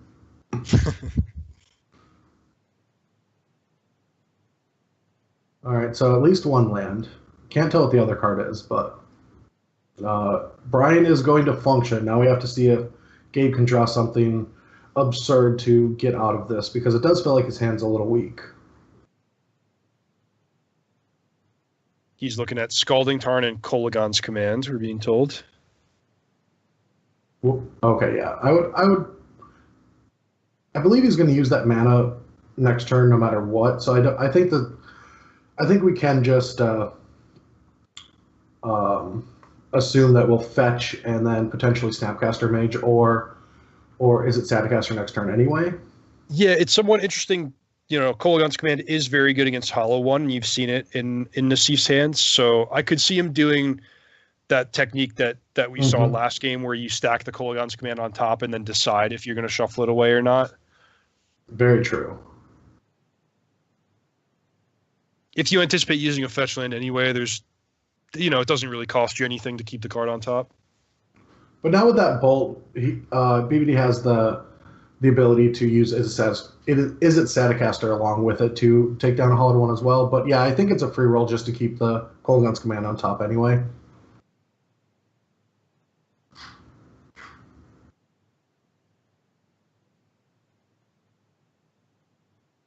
All right. So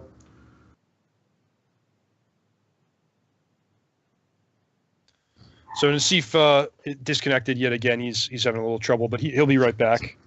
In the meantime, Brad, I kind of wanted to ask you about the fifth deck that you guys didn't wind up playing, the Abzan Little Kid deck. that was my suggestion that went haywire. I was just hanging out with Brian, and I was like, what about like the Little Kid Abzan deck you played a couple years ago in Charlotte at a GP, where he went pretty deep until finishing X3. Mainly, I just thought about a deck that played a ton of like Sigardas and Thruns against all the decks that you would show up with. I even wanted Cavern of Souls. I just wanted something that would just annihilate mid-range and control. Mm-hmm. And smart against our team in particular. Yeah, I also want to do some fun things. And there's a lot of decks that are just not going to be good choices against you guys. Like linear combo decks are never going to do well. So I thought that it would be pretty cool to play that deck, and Seth worked actually pretty hard on it, and even to the point where the Elspeth's in the main, because he would worship some opponents but get decked because there was no way to get through the board, and so that's the main deck Elspeth. But I was hoping to see it in action, but it's just not good against Hollow One. Okay, yeah. So this deck had Voice of Resurgence, Lingering Souls, 2 Thrawn, 1 Sigarda, 2 Worship in the main deck to deal with the hexproof creatures. We actually were strongly considering banning that deck. We like had a moment of panic where we're like, oh my god, like no, our control decks can never beat like a Voice of Resurgence. You know, this Worship thing is going to get us, and like we're all set to ban it. And I'm like, all right, you know what? Like let's calm down for a second. Like this deck looks really exciting, but like maybe it's just a brew and they haven't really tested it so much. Like, yeah. let's just ban the deck that we know is going to be good against us. But I don't know. It's certainly the night's been really weird because Nassif's just been winning. But I think if we got to see like full lineup versus full lineup, it would have been a much different and you know potentially more interesting night, because that deck would have been really good against Jund and our 2 control decks. What's sad is Scapeshift and Hollow One were just both really good against us, and if we could have gotten rid of both of them by banning and beating. I feel like the night would have been great, and instead now we have to hope that BBD can just run the field with this Grixis deck, but it does seem like there are some rough matchups out there. Yeah. Or at least having to beat you and Logan playing so many good decks. What's it feel like to potentially be the first team to not have 2 players play? I think that's kind of cool. It's pretty nice. You know, I tried playing last time. It didn't really work out so well. So now I'll try just, you know, cheerleading and coaching. Yeah. But yeah, it's a cool dynamic of the structure of the Super League that you can have such wildly different nights. I mean, a lot of the matchups that we've seen so far have been really like back and forth, win, loss, win, loss, win, loss, like going all the way to match number 7. But then this one is totally different, with one deck just being like the star of the show. Well, since Gabe is disconnecting, trying to get back in, do you mind if I just have a snack real quick while we wait? Is that cool? Yeah, please. All right, thank you. That looks like a grapefruit there. Oh well, it is. I can't imagine that's a coincidence. It is not. I actually left an hour before the show to go get it. I was going to use it to celebrate, like in round 7 when we beat you guys, but I don't think it's going to happen.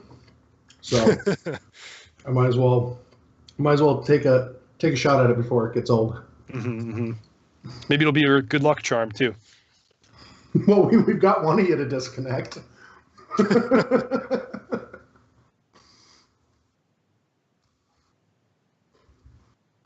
So what? Talk to me about your Temur Moon deck. That was the most intriguing deck from the whole bunch, specifically because I like casting all the cards in it. Yeah, it's fun. That's sort of a deck that I revisit every couple of years, and we weren't feeling too great. I mean, in a way, me and Logan and Nassif are not the best teammates because we all have similar taste in decks. Like, we all kind of really enjoy playing mid-range and controlling decks and think all the really linear decks are bad. So it can be hard to like actually assemble a suite of 6 decks that we're comfortable with.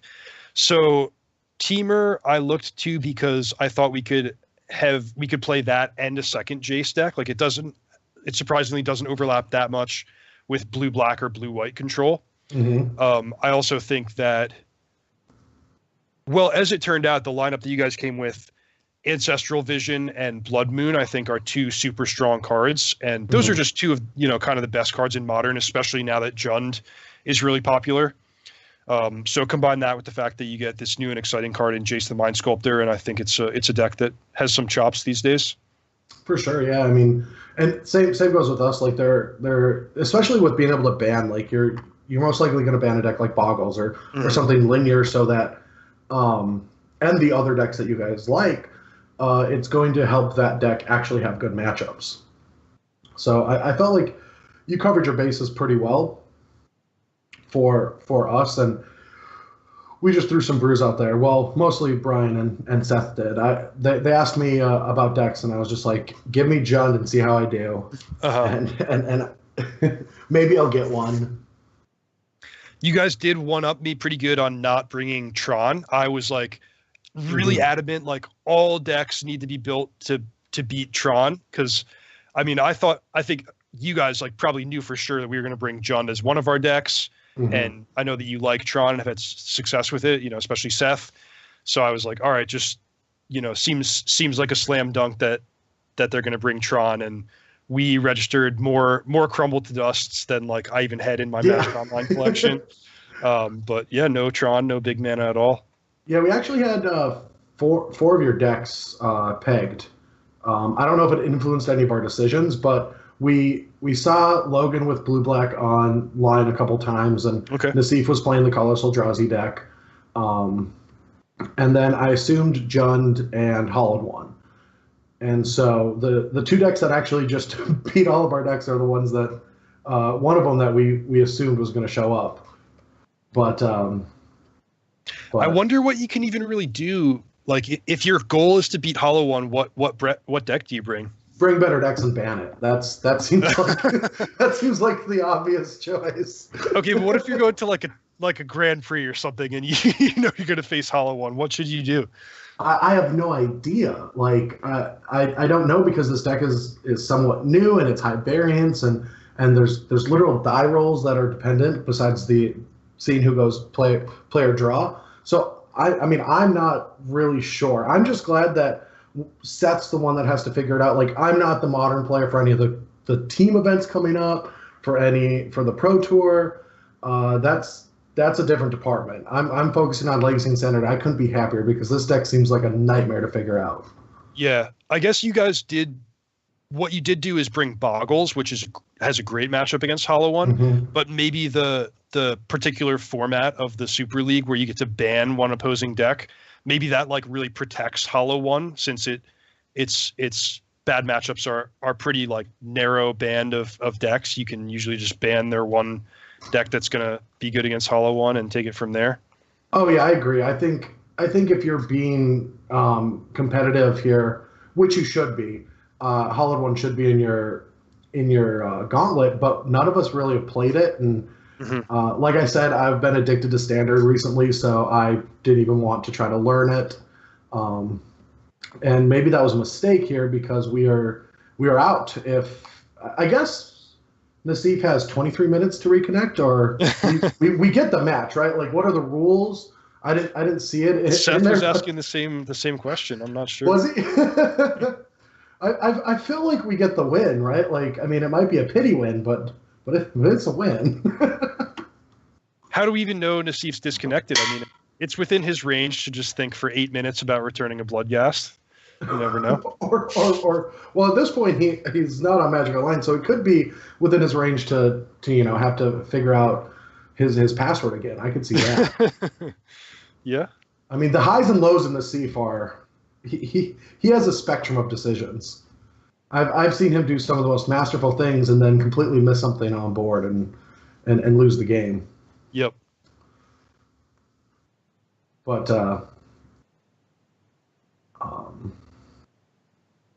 what's your next event?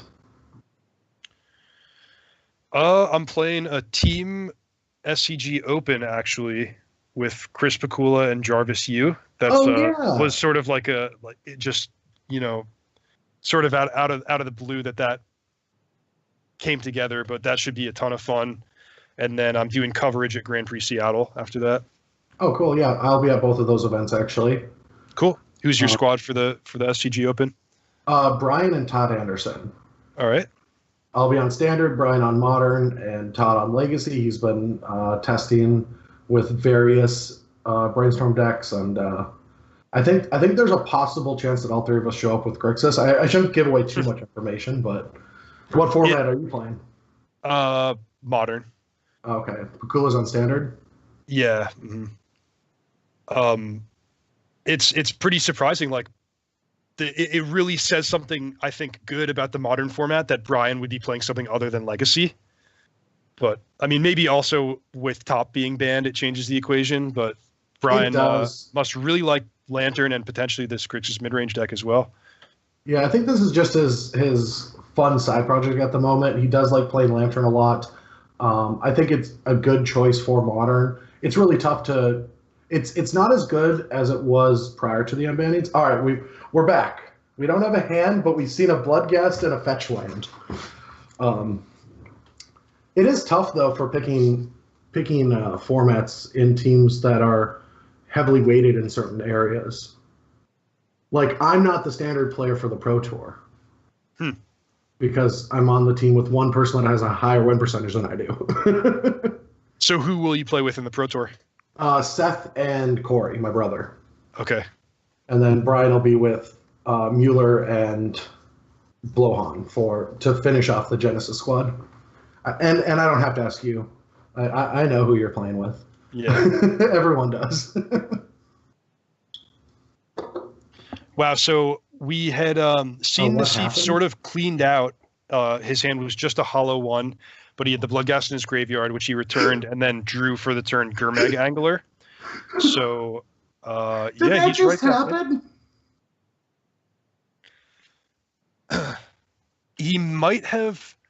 The only bad part of it is he had to delve away his Faithless Looting, which was would have been pretty valuable given that he's a little bit flooded. But I'm sure he's just thrilled to get a body, a warm body, or a cold body, as it were, onto the table. And Brian doesn't have the tools, at least not in his hand, to easily answer it. He's going to 2-for-1 with Collective Brutality and Lightning Bolt. Which is fine since we know that Nassif only has the Brutality. Oh, there's an Inquiry. Oh, man.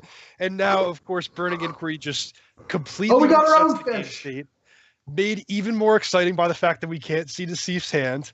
Yes. But there's a hollow one in the graveyard, so that feels good at least. And I don't know if you had both those lands. I feel like they could take a second to get him back online for hands, but it makes this more brutal for me to not see it, in all honesty. So this would be total deceive if it's like resolve the burning inquiry, then like think for a while, attack for 2, then like post combat hollow one. Yeah, after discarding one. Yeah. Looks like collective brutality with just one mode. Yeah, just taking the fatal push, and down to 2 cards. And I'd like to say I remember a different land, but maybe not. Ooh, double fish. Can we do both? Yeah, I do think Nassif still has a. I mean, he might have Blood Crypt and Bloodstained Mire still in hand. It's been so long, with the disconnection that I can't remember too well, but I'm sure Brian remembers which lands he saw. I don't think it's going to matter. I think that BBD is going to double fish here. And yes, the full 10 cards in the graveyard, huh? Yeah. Wow. Yep, and nothing much in the Hollow One deck that can beat this. Nassif's best scenario would be to do a discard spell and Madness a Big Game Hunter. Or, I mean, just casting one, right? Like.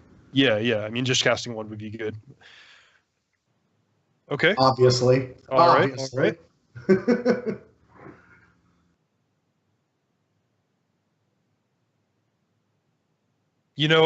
A key to this game, I think, is going to be that creeping tar pit. Mm-hmm. Looks like it could shape up to be a close race, but just getting 3 unblockable damage every turn, putting Nassif into chump block mode a little bit earlier. I think the tar pit could be a difference maker. Yeah, it is interesting. Does Brian want to run out the Thoughtseize now? Because Gabriel Nassif does have 4 Big Game Hunters on the sideboard, and BBD doesn't know if he brought all 4 in. Mm-hmm. Yeah, just going to go for the more passive line. And depending on what that last card is, BBD might hold back or might get aggressive. I'm not quite sure. Since it was a Flamewake Phoenix that was discarded, I'm assuming that the last card is not relevant.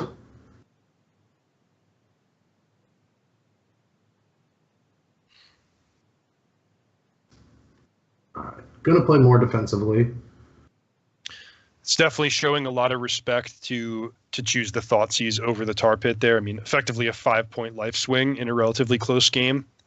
Well, I think it just becomes a blowout if Nassif had another Big Game Hunter, and with access to 4, it just feels like the play you have to make.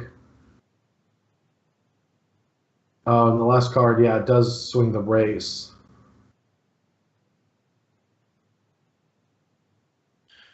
So we could see Nassif attack with everything, could see him attack with nothing, or could see him attack with the 2 Bloodghasts. It's tempting if you attack with the Big Game Hunter, you force through extra damage, but in a close race situation, the chump block of the Big Game Hunter might be relevant, so you don't necessarily want to give it away at a low cost there. We do believe Nassif has another land in hand, so he doesn't mind losing a Bloodghast.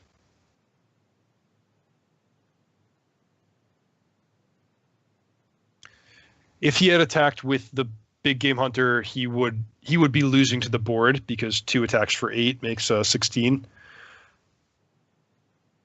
Yeah, all right. So you got to think Brian's just attacking with the tar pit this turn and leaving back the angler. Oh man, the fact that Nassif had a fetch land means he can attack pretty freely with the Bloodghast. This game's getting interesting. Yeah, and BBD is going to have to find damage here.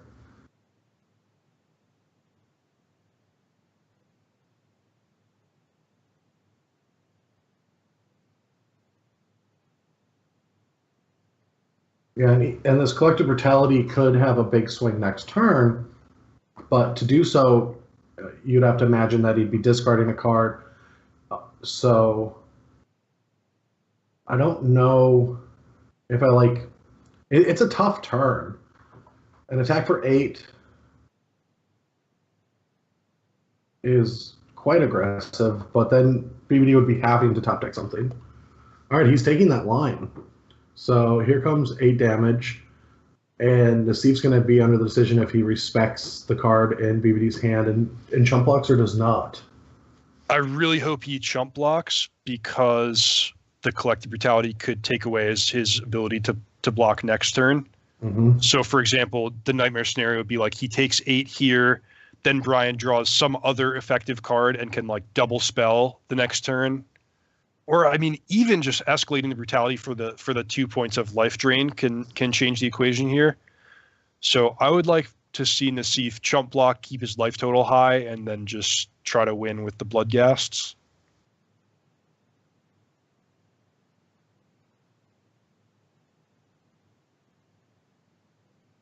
So now with 13 life to work with, it's going to be very difficult for Brian to win in 2 turns, unless if Nassif draws brick, BBD does win this game. Since that Collective Brutality will gain him 2 life, and the life loss will be relevant.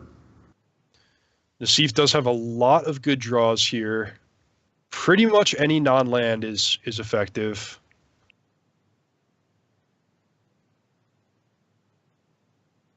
But looks like it was either a land or some kind of removal spell that doesn't kill the Angler. Mm-hmm. So here I just like draining with the Collective Brutality, holding the Snapcaster up and attacking for 5. Not in that particular order. Sequence it better, but... Mm-hmm. Yeah, that makes sense.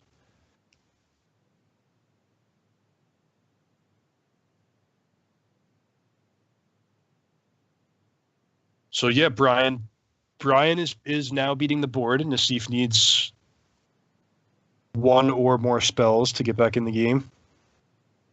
Luckily, he has a deck just for the job. A Bloodghast or a Phoenix does not do it because the Snapcaster can block.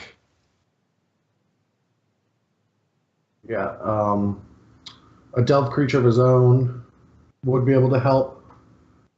Big game hunter would be almost just lethal.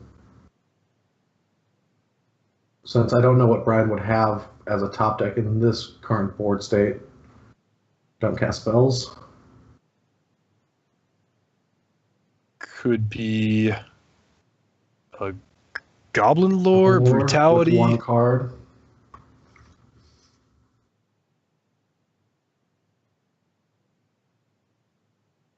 Okay, reveals hand and loses 2 life. That Snapcaster is gonna force another game. So in other words, Nassif going up to 8, all he can do is attack with the Bloodghast. The Snapcaster will block 1 to keep Brian alive, and then Angler plus Tar Pit makes 8. Yeah, you're right. Yeah, we are going to see at least 1 more game of Hollow 1.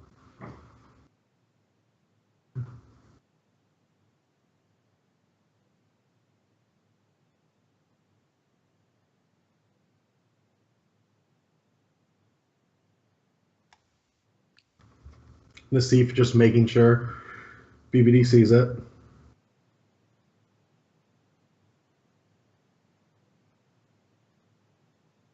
See, like, I personally would have just conceded to that, but I guess, like, because you're on the team, like, you have to go for every single inch. Like, you don't want to be the one that's on Reed Duke never concedes team and give up that slight percentage. Yeah, you're lucky I didn't play against the Lantern deck. Oh, I even thought that was getting bad. I appreciated Nassif's. I thought he conceded at the exact right moment when he was losing to Lantern. I mean, he could maybe even have afforded to concede 1 turn earlier. I agree. I mean, it is a show after all. That was starting to get brutal. Mm-hmm, mm-hmm. All right, so. All right, now we get to see what is this a strategy you're implementing? The disconnect now we can guarantee that we're not giving BBD information. We're not feeding him. Definitely not a strategy that we thought about ahead of time. knows something I don't. Looks like Brian is not moving to change his sideboarding, which he doesn't have too many super exciting cards. I mean, you could consider a second Jace. Thoughtseize is okay. But yeah, it looks like he's fairly limited. Like you said earlier, this is what makes Hollow One such a powerful deck, is that you want to interact with cards like Adept on turn 1, but at the same time, you don't want to draw all these removal spells like Fatal Push and Lightning Bolt against all the recursion creatures. Wow, Brian actually, he did like kind of the opposite of what I would have expected. He cut his Fatal Pushes when he was on the draw to bring in Thoughtseizes. My inclination would be, I want a Thoughtseize on turn 1 to try to nab the Burning Inquiry, but I want the Fatal Push when I'm like fighting from behind and need to double spell and protect myself. But based on also the way we saw Brian play that game too, he elected not to cast Inquisition on turn 1. Mm-hmm. So maybe he thinks that turn 2 is a better spot to use the hand disruption spells. Or he's just going with, sometimes the strategy is when you're on the draw, I mean, he is keeping the Brutalities and does have Terminates and Kolaghan's Commands, but if Nassif doesn't lead on Adept, then you don't want a ton of removal in your clogged up in your hand. Mm-hmm. So it's true. There's also something to be said of like, you let them resolve the Burning Inquiry or Faithless Looting, then you nab the Delve creature or the Hollow One. So in that sense, Thoughtseize could be pretty effective. Yeah, and if you're on the play, there's a better chance of getting a Pyromancer or an Isle Spellbomb active, but on the draw, you just need to be as aggressive as possible to attack the great draws from this deck. Especially, I mean, BBD might be feeling it from game 3 last time against Nassif, where he just wants to stop as many of the disgusting draws as possible. Mm. But it begs the question, do you want Thoughtseize against somebody who's going to draw the best card for every turn anyway? Well, you got to try, right? That's why we show up. Yeah. Like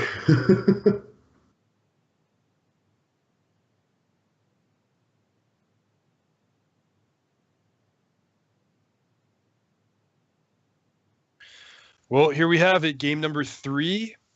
Potentially Nassif going for the clean sweep here, but if not, we're going to have to send either me or Logan against Brian's Grixis deck.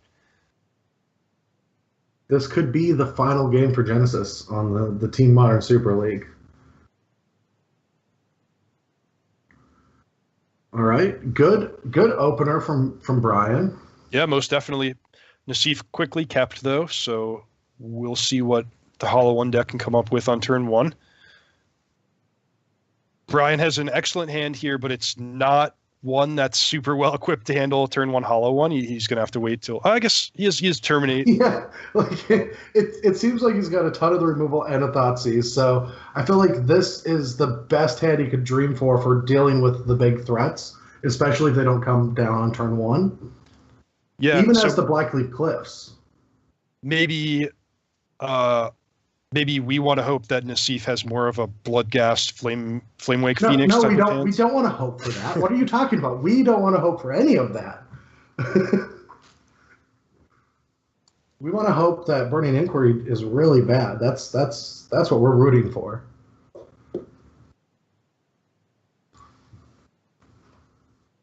Or we can also hope that Nassif casts Burning Inquiry and Brian just discards all his lands and dies in painful, embarrassing fashion like that. I mean, if that was going to happen to our team, I wish it happened to me. Like Brian and Seth put a lot of work into this. They tested a bunch. They've been playing a lot of Modern. I wanted to go out that way. I also wanted, since this was the deck BBD was working on, he was like, you could play this in our 3rd round. I was like, if we're going to go down, I want you to be the captain with your pet deck, going down with the ship. I'll just play my Jund and hope it works out. But so this is it. Back against the wall. I'm guessing that they're trying to get Gabe's hand right now. Yep. Unless he is disconnected again. He likes his camera time, doesn't he? I guess so, yeah. Definitely when you watch him play like on the Pro Tour, you can tell he's relishing every moment. Well, I'm in that boat with him. I don't know if it's age or if it's that the theory that Paul Reitzel and Owen talked about once, where it's Magic's about seeing the puzzles, not solving them. Like the more puzzles that are possible, which means at home for anyone that hasn't heard this theory, every game has multiple decisions, and each decision is its own puzzle. And the more you play Magic, the more you'll see them. But I have hit Nassif's camp where I take a long time to think now, and I don't know if it's age or that I'm getting to that next level as a Magic player. But we have a game starting. That's not. I'm definitely in the. I take the approach of like every decision, no matter how small it is, matters and is worth your time to consider. Little stuff like, I mean, how you see Nassif fetch his land before cycling the Street Wraith, like that doesn't matter a lot, but it's the type of thing that a really proficient player is gonna decide like carefully whether you fetch first or second. Okay, not another. There isn't a second one. So really good turn one for Nassif. He was able to discard a Bloodghast and put a Hollow One into play. So against Brian's strong hand, it's not, far from a guaranteed win, but it's the start that Nassif wanted. Yeah, the Bloodghast is going to chip away for some early damage. And you were good to point out the Blackcleave Cliffs here. I mean, it's the fact that Nassif's going to get a clean hit with the Hollow One and has the Bloodghast coming back. It matters a lot that Brian is at 20 instead of being at 17. I mean, these things add up. For sure. But I guess what's going to add up 18 are these instead of 15. Yeah, what's going to add up are these Faithless Lootings. I feel like BBD is going to it feels like already because of a turn one Hollow One, BBD is going to be continuously playing catch up this whole game while Bloodghast chips away, Faithless Looting refuels, and then once BBD is down to like anywhere from 4 to 8 life, it just feels like this deck's going to be able to have a very powerful turn. Yeah, so he would love to pick up one of his 2 Nile spell bombs. Mm-hmm. Get rid of those Faithless Lootings and potentially the Bloodghast too. Oh, wow. This is fast. We saw Brian took away a Flameblade Adept with the Thoughtseize, but Nassif had another one. That Pluto Delta draw is also very clutch for BBD. It's going to allow him to fetch basics. Okay. And be able to cast all his spells. Yep. It just depends on what he actually wants to cast this turn. Odds are it's terminate on Hollow One, but that means that Kolaghan's Command can't pick off 2 different threats. So if this Flameblade Adept gets up to 4 power, we could see a Lightning Bolt over the Terminate. It's a great point. And it is getting up to 4 power. So Nassif discarded 2 lands and a Burning Inquiry. Have to imagine that was a pretty good discard for him. Yeah.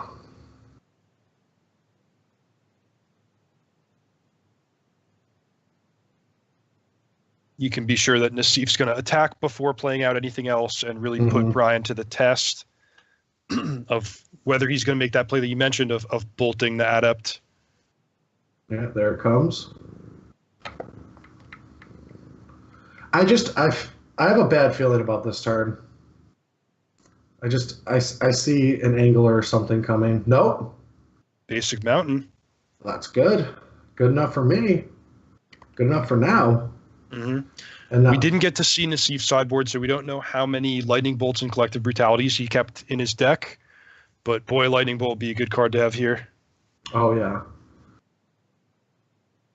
Well, now we're getting to this weird spot where Nassif's going to always have to have a land to bring back this Bloodghast, but these Snapcasters plus Kolaghan's Commands might be able to at least tread water. It's nowhere near a good game or board position for BBD yet, but if Nassif has like Big Game Hunter Strand in his hand for a while, we could see no additional pressure being used.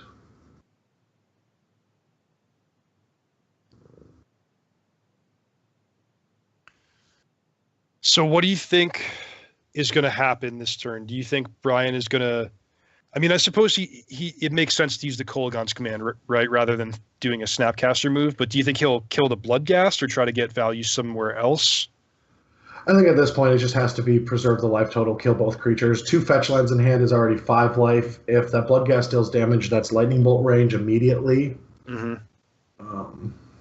And I mean, there's something to be said about these Snapcasters actually putting damage on Nassif in the next couple turns. Bolt plus double Snapcaster Mage if the board gets cleared. Oh no, not a Phoenix. Well, it can die to the Kolaghan's command, and if Nassif doesn't have any other creatures, it won't be coming back. But it does mean the Bloodghast connects for a clean hit this turn. My cat is being annoying. You gotta go. All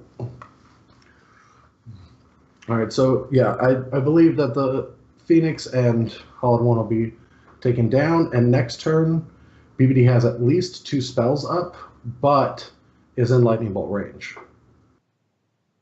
Did we see any Lightning Bolts, though, after Subword? I feel like that might be a card that I could see Nassif taking out. That's maybe wishful thinking. There's the young Pyromancers to worry about, and I mean, something's gotta go if he's bringing in a couple of big game hunters. Mm-hmm. But I don't really know exactly what the specifics of his configuration are. So this one, I don't think he can play around it. I think he's going to have to use his spells, get Snapcasters into play, start attacking with them. Okay, so Goblin Lord discards Flamewake, Phoenix, Tasigur, Faithless Looting. So No, the fact that a Bloodghast, actually, that Flamewake died last turn. Oh, you're absolutely right. Yeah, that Bloodghast is big. It has haste. The fact that Nassif cast that before anything else indicates to me that he probably didn't have Lightning Bolt, because you wouldn't risk discarding it randomly. Well, so, does he ever? I thought he gets to pick. I thought that was Nassif's secret ability.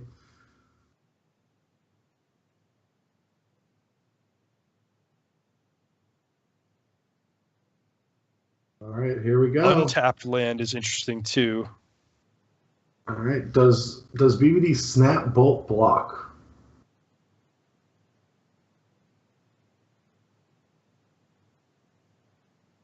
Snap Bolt block. Hope to draw Nile Spellbomb.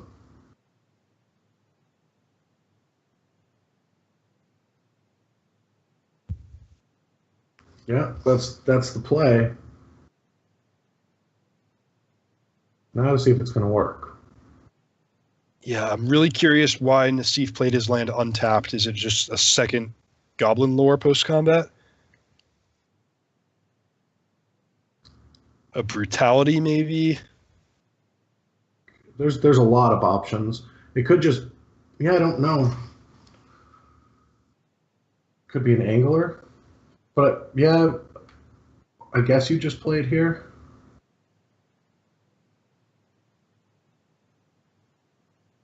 All right. Brutality, not discarding, taking the Terminate. Not discarding makes sense because, I mean, even a land is really strong here to bring back the 2 Bloodghasts. Mm-hmm. Brian fetches down to 1. All right. So the Scalding Tarn in hand is turned off. The Terminate is in the graveyard, though the hand cam hasn't been updated. It's Snapcaster Mage against a couple of Bloodghasts in the graveyard. All right. Nassif can hang on. I mean, on the board, the Snapcaster can deal with the... Oh, I'm sorry. I think it turned out the Brutality was 2 life drain. So the Terminate is still in hand. Said target opponent, so I thought it was looking, but it wasn't. Well, here's every Grixis controls player's nightmare, being at a low life total against Bloodghast, which means every card is good. Every card can be relevant. Start with Flashback, Faithless Looting.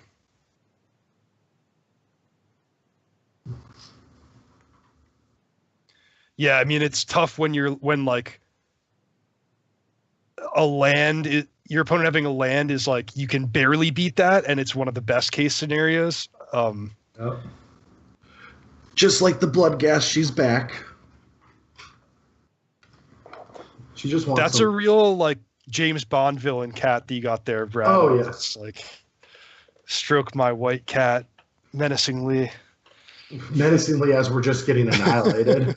I feel like this is a end of the movie James Bond cat, not a beginning movie. This is when we lost.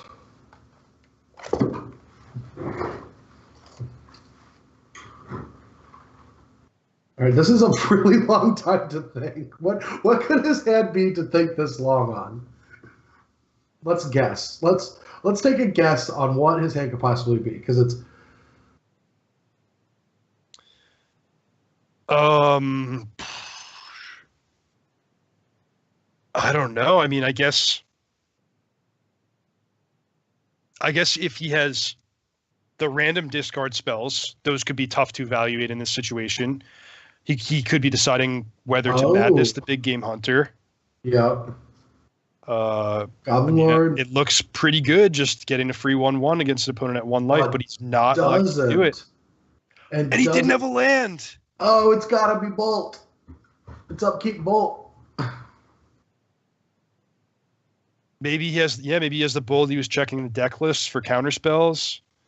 Oh man, and what's going through Brian's head right now?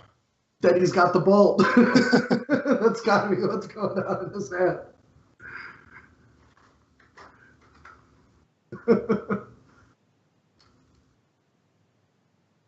Bolt snap Bolt BBD.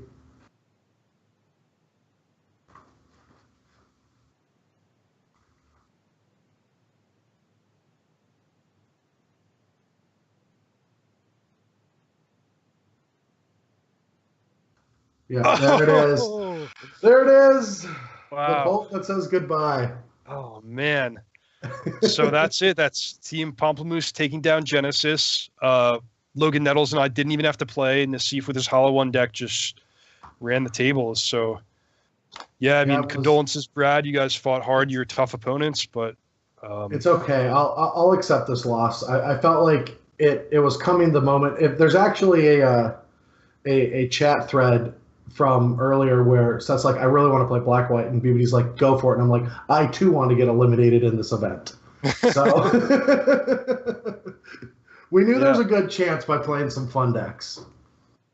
Yeah, well, I mean, this is a super enjoyable event, a super enjoyable league. We're really glad to have you guys here, and it was fun playing with you. We don't know how far we'll be advancing. I mean, this was an elimination match for us, as will next week be also. But yeah, I mean, we'll keep it going for as long as we can. No, good luck. There's some good teams out there, and a lot of teams that maybe were undervalued but are doing really well with a lot of good decks or strategies. I think a lot of people brought their A game to this league. Yeah, that's absolutely true. And, you know, there's sure to be a lot of surprises still in store for the rest of the Modern Super League.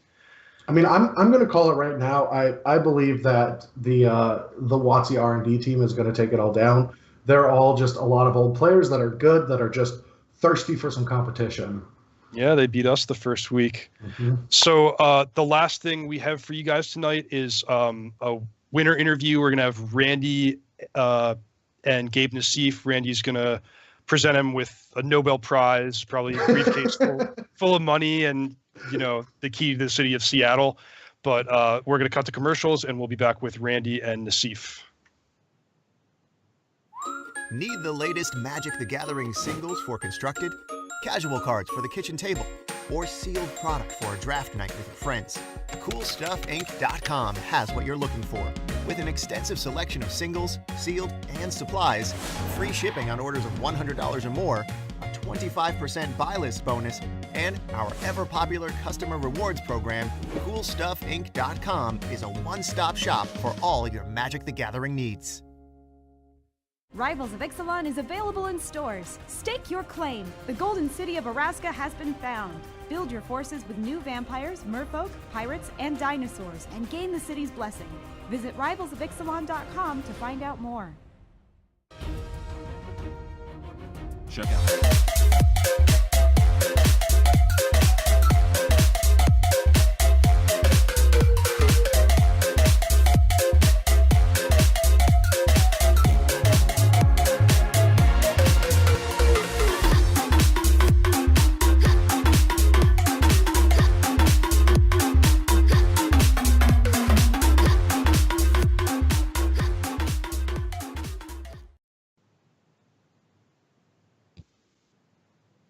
Hello and welcome back. I'm Randy Bueller, and I'm joined by Gabe DeCease. You did it, buddy. Ran the table. 4 straight wins. Yeah, Hollow One, pretty busted deck. Man, it was crazy. I was so nervous. I was shaking. I don't know, it was me being tired. I honestly, playing at the Mox, I wasn't that nervous. Maybe the very first game of the tournament, I was like, making sure I wasn't misclicking and stuff, but I was nervous. I started playing bad against Brad. I literally wanted to take that pulse, and my brain said, okay, pulse, and then I clicked Kolaghan's command. Oh, and wow. I forgot about the grudge in the graveyard, and I cast Hollow One instead of cycling it. That was really bad. And I don't know if I think I played okay against BBD in the last match. I think, besides those mistakes against Brad, I played pretty good, but I was super nervous. My hands are shaking. I don't know. Yeah, Wow. Crazy. It was quite a crazy 3.5 hours. We go from you're still streaming. Did you even know you were up to play? I saw that you were streaming 15 minutes before showtime. Yeah, I forgot we had to be on. No, I know I was gonna be first to play. I forgot I had to be on like 15 minutes before, and yeah. Also, I want to apologize to Team Genesis and everyone for the internet issues and kind of anticlimactic the last game. Especially my draw was really good and his draw wasn't so good, and you guys had to wait like 10 minutes. So sorry about that. Not really my fault. Yeah, no, I don't think any of us thought it was your fault. I'm glad we were able to slog through it. We got to play the games out to their natural conclusion. I was going to add that to my list of quite the adventurous 3.5 hours. The internet went out a couple of times. It was actually funny watching because we didn't have your hand cam for the last game. So sounds like your hand was pretty busted. Maybe walk us through what was going on in those last couple of games, because we couldn't see from your perspective. So second game against BBD, my opening hand was kind of mediocre. I think I kept Looting, Hollow One, Brutality, 4 lands. So on the draw, I can draw, Street Race. I can draw one draw. I can draw a lot of things. I didn't really draw that well. The game was incredibly close. I thought I was going to lose, then I thought I was going to win, then I thought I was going to lose, then I thought I was going to win when I drew Brutality the last turn, because even if he drew a removal spell, if he kills my Bloodghast, I just bring it back and it's exactly 6 damage, but he drew Snapcaster Mage, which was, nothing I could have, I guess if I had known he had exactly Snapcaster Mage, I could have cast Brutality, then Burning Quarry, hoping to mill one of my last Bloodghast, but I think I made the right play. Just kind of crazy game. And then third game, my opening hand was super busted, but if he had like Staticaster, he only has 1, but if he had Staticaster, I might have actually one in the game.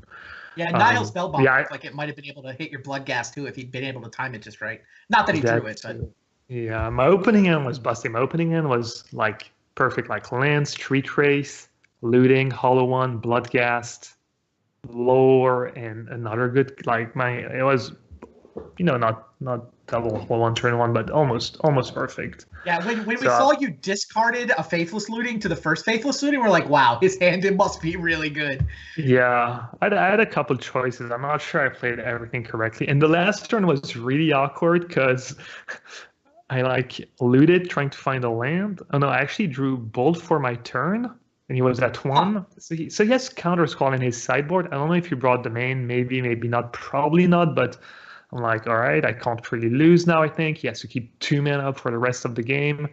And then I loot into Hollow One and the 1/1 Madness and have 1 mana up. But I feel like the only way I can lose is if I,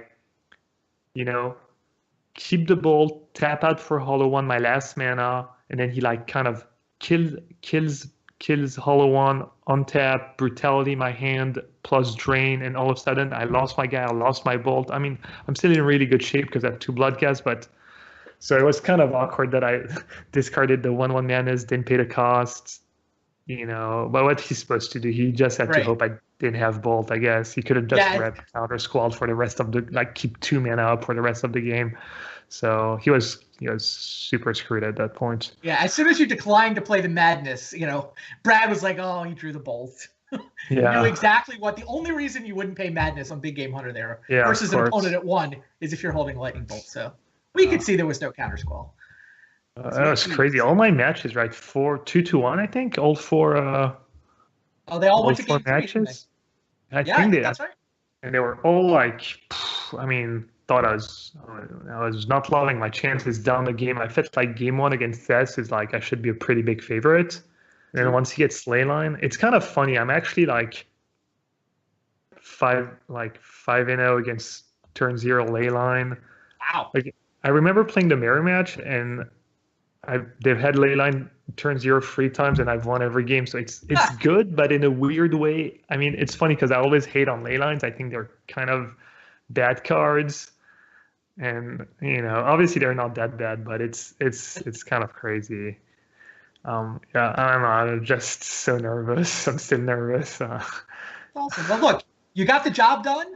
You guys get to keep playing. You will be in.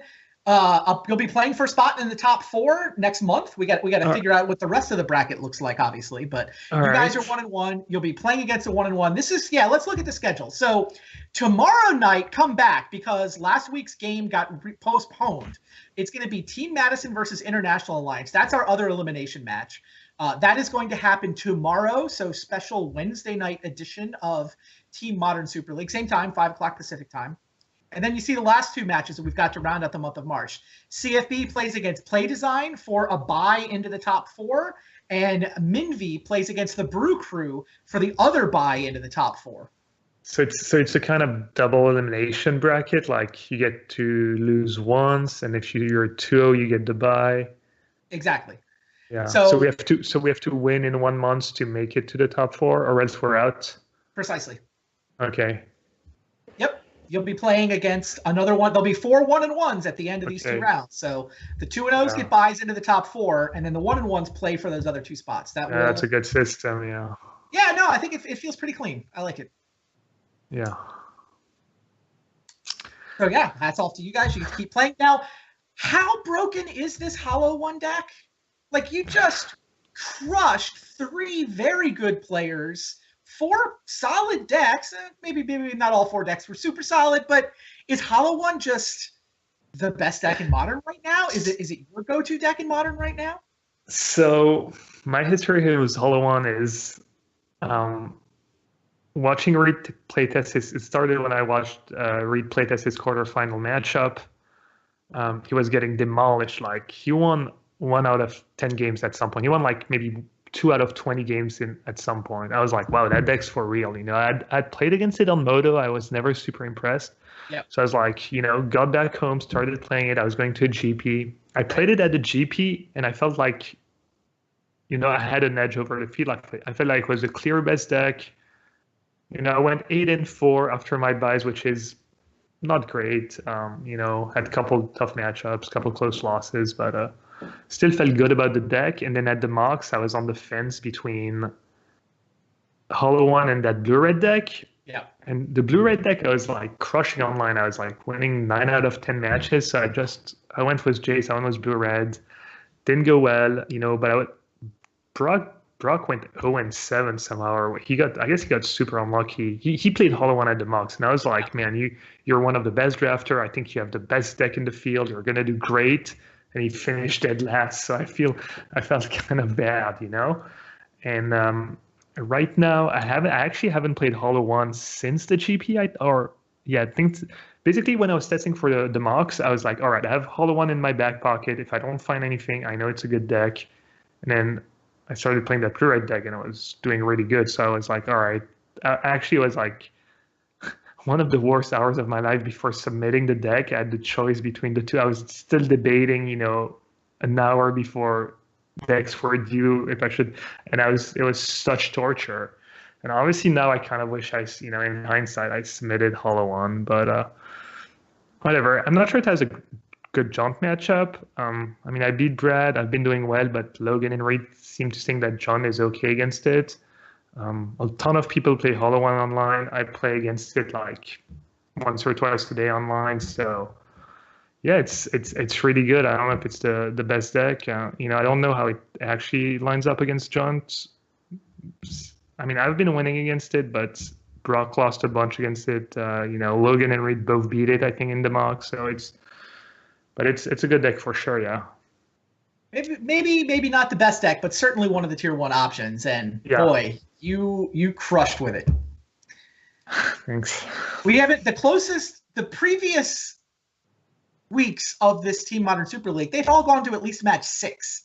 We've never had anybody take the night off. Like, all 6 players have been forced to play every match. They all went to at least round 6. We had a pair of 4-2s and a pair of 4-3s. Now you're just like 4-0. Reed and Logan get to watch. Yeah, it must have been nice to be Reed and Logan tonight. I kind of wish I was like, I'm sure I'm not going to be able to sleep for another hour at least, but oh well. Good problem to have, I guess. Good problem to have indeed. Yeah, got that. But I mean, all the matches were super close. Honestly, I could have lost like maybe the last match. Like, he barely won game 2 and game 3. My hand was, but even last match was he had drawn like his right sideboard cards. Yep. The jump matchup were super close. I think that Seth was the closest one. I mean, the Lantern, my draw was really good. His draw was really good. I was like just I could have easily. The Lantern match looked super close. He was very close to stabilizing. I mean, from his perspective, he came up with the miracle line to beat the board. The last card, I probably didn't feel close from your perspective because you knew you had the Ancient Grudge the whole time. Yeah, I knew. I was actually thinking about it because I was like, all right, I think for him to win, he has to like Thoughtseize himself down to no cards or have exactly like another mark. So I was debating even on the last turn if I should get the mark somehow, but it didn't feel right. Yeah, it was kind of crazy. It was weird when they sent like Lantern right away. I actually felt kind of good about my Lantern matchup, but I guess they had nothing better. Well, I think that BBD feels like he can beat Ancient Grudges. Like, you like your Lantern matchup because you have 4 Ancient Grudge on the board, right? Yeah, 4 Grudges and an Explosives and maybe Molten Rain. I don't know how good Molten Rain is. I think maybe on the play it's okay. Yeah, I think the way that turns out is if he can get a Graph Digger's Cage, he only has one Grudge. Yeah, well, he's got 4 whirs, and he usually has to use whir for bridge. I don't know. I feel pretty good. He has to like have it, like not get traced, and then he has to beat 4 Grudges and Explosive. But it was super close. I mean, yep. He won one of the sideboard games, and the last one, if I didn't draw like almost perfect, he probably was. So yeah, I guess it is. Another card that I don't have, but it's actually I heard it's kind of good in matchup is like Grim Levimancer, because usually he can't afford to like leave. I don't know if he leaves in Witchbane Orb. I don't know if you remember if he boarded out. I guess against me he hasn't. But sometimes they have to board out the Witchbane Orb, and you just play Grim Levimancer, and it's like another card they have to beat. But yeah, no, it was close. It was close. It was close. It was fun, but at the end of the day, you got the job done. Yeah, closest 4-0 ever. Closest 4-0 ever. That sounds about right. Well, thanks for watching, everybody. Thanks for hanging out with us, Gabe. Thanks for staying up and slogging through the internet and playing. Oh yeah, my pleasure. We'll let you see if you can get some sleep. And everybody watching, more Super League tomorrow. So come back. It'll be International Alliance against Team Madison about 20 hours from now. So we're going to call it a night. We will see you guys then. Bye. All right, good night, guys. Thanks for watching. I want you to lift me up so high, a place that no one's ever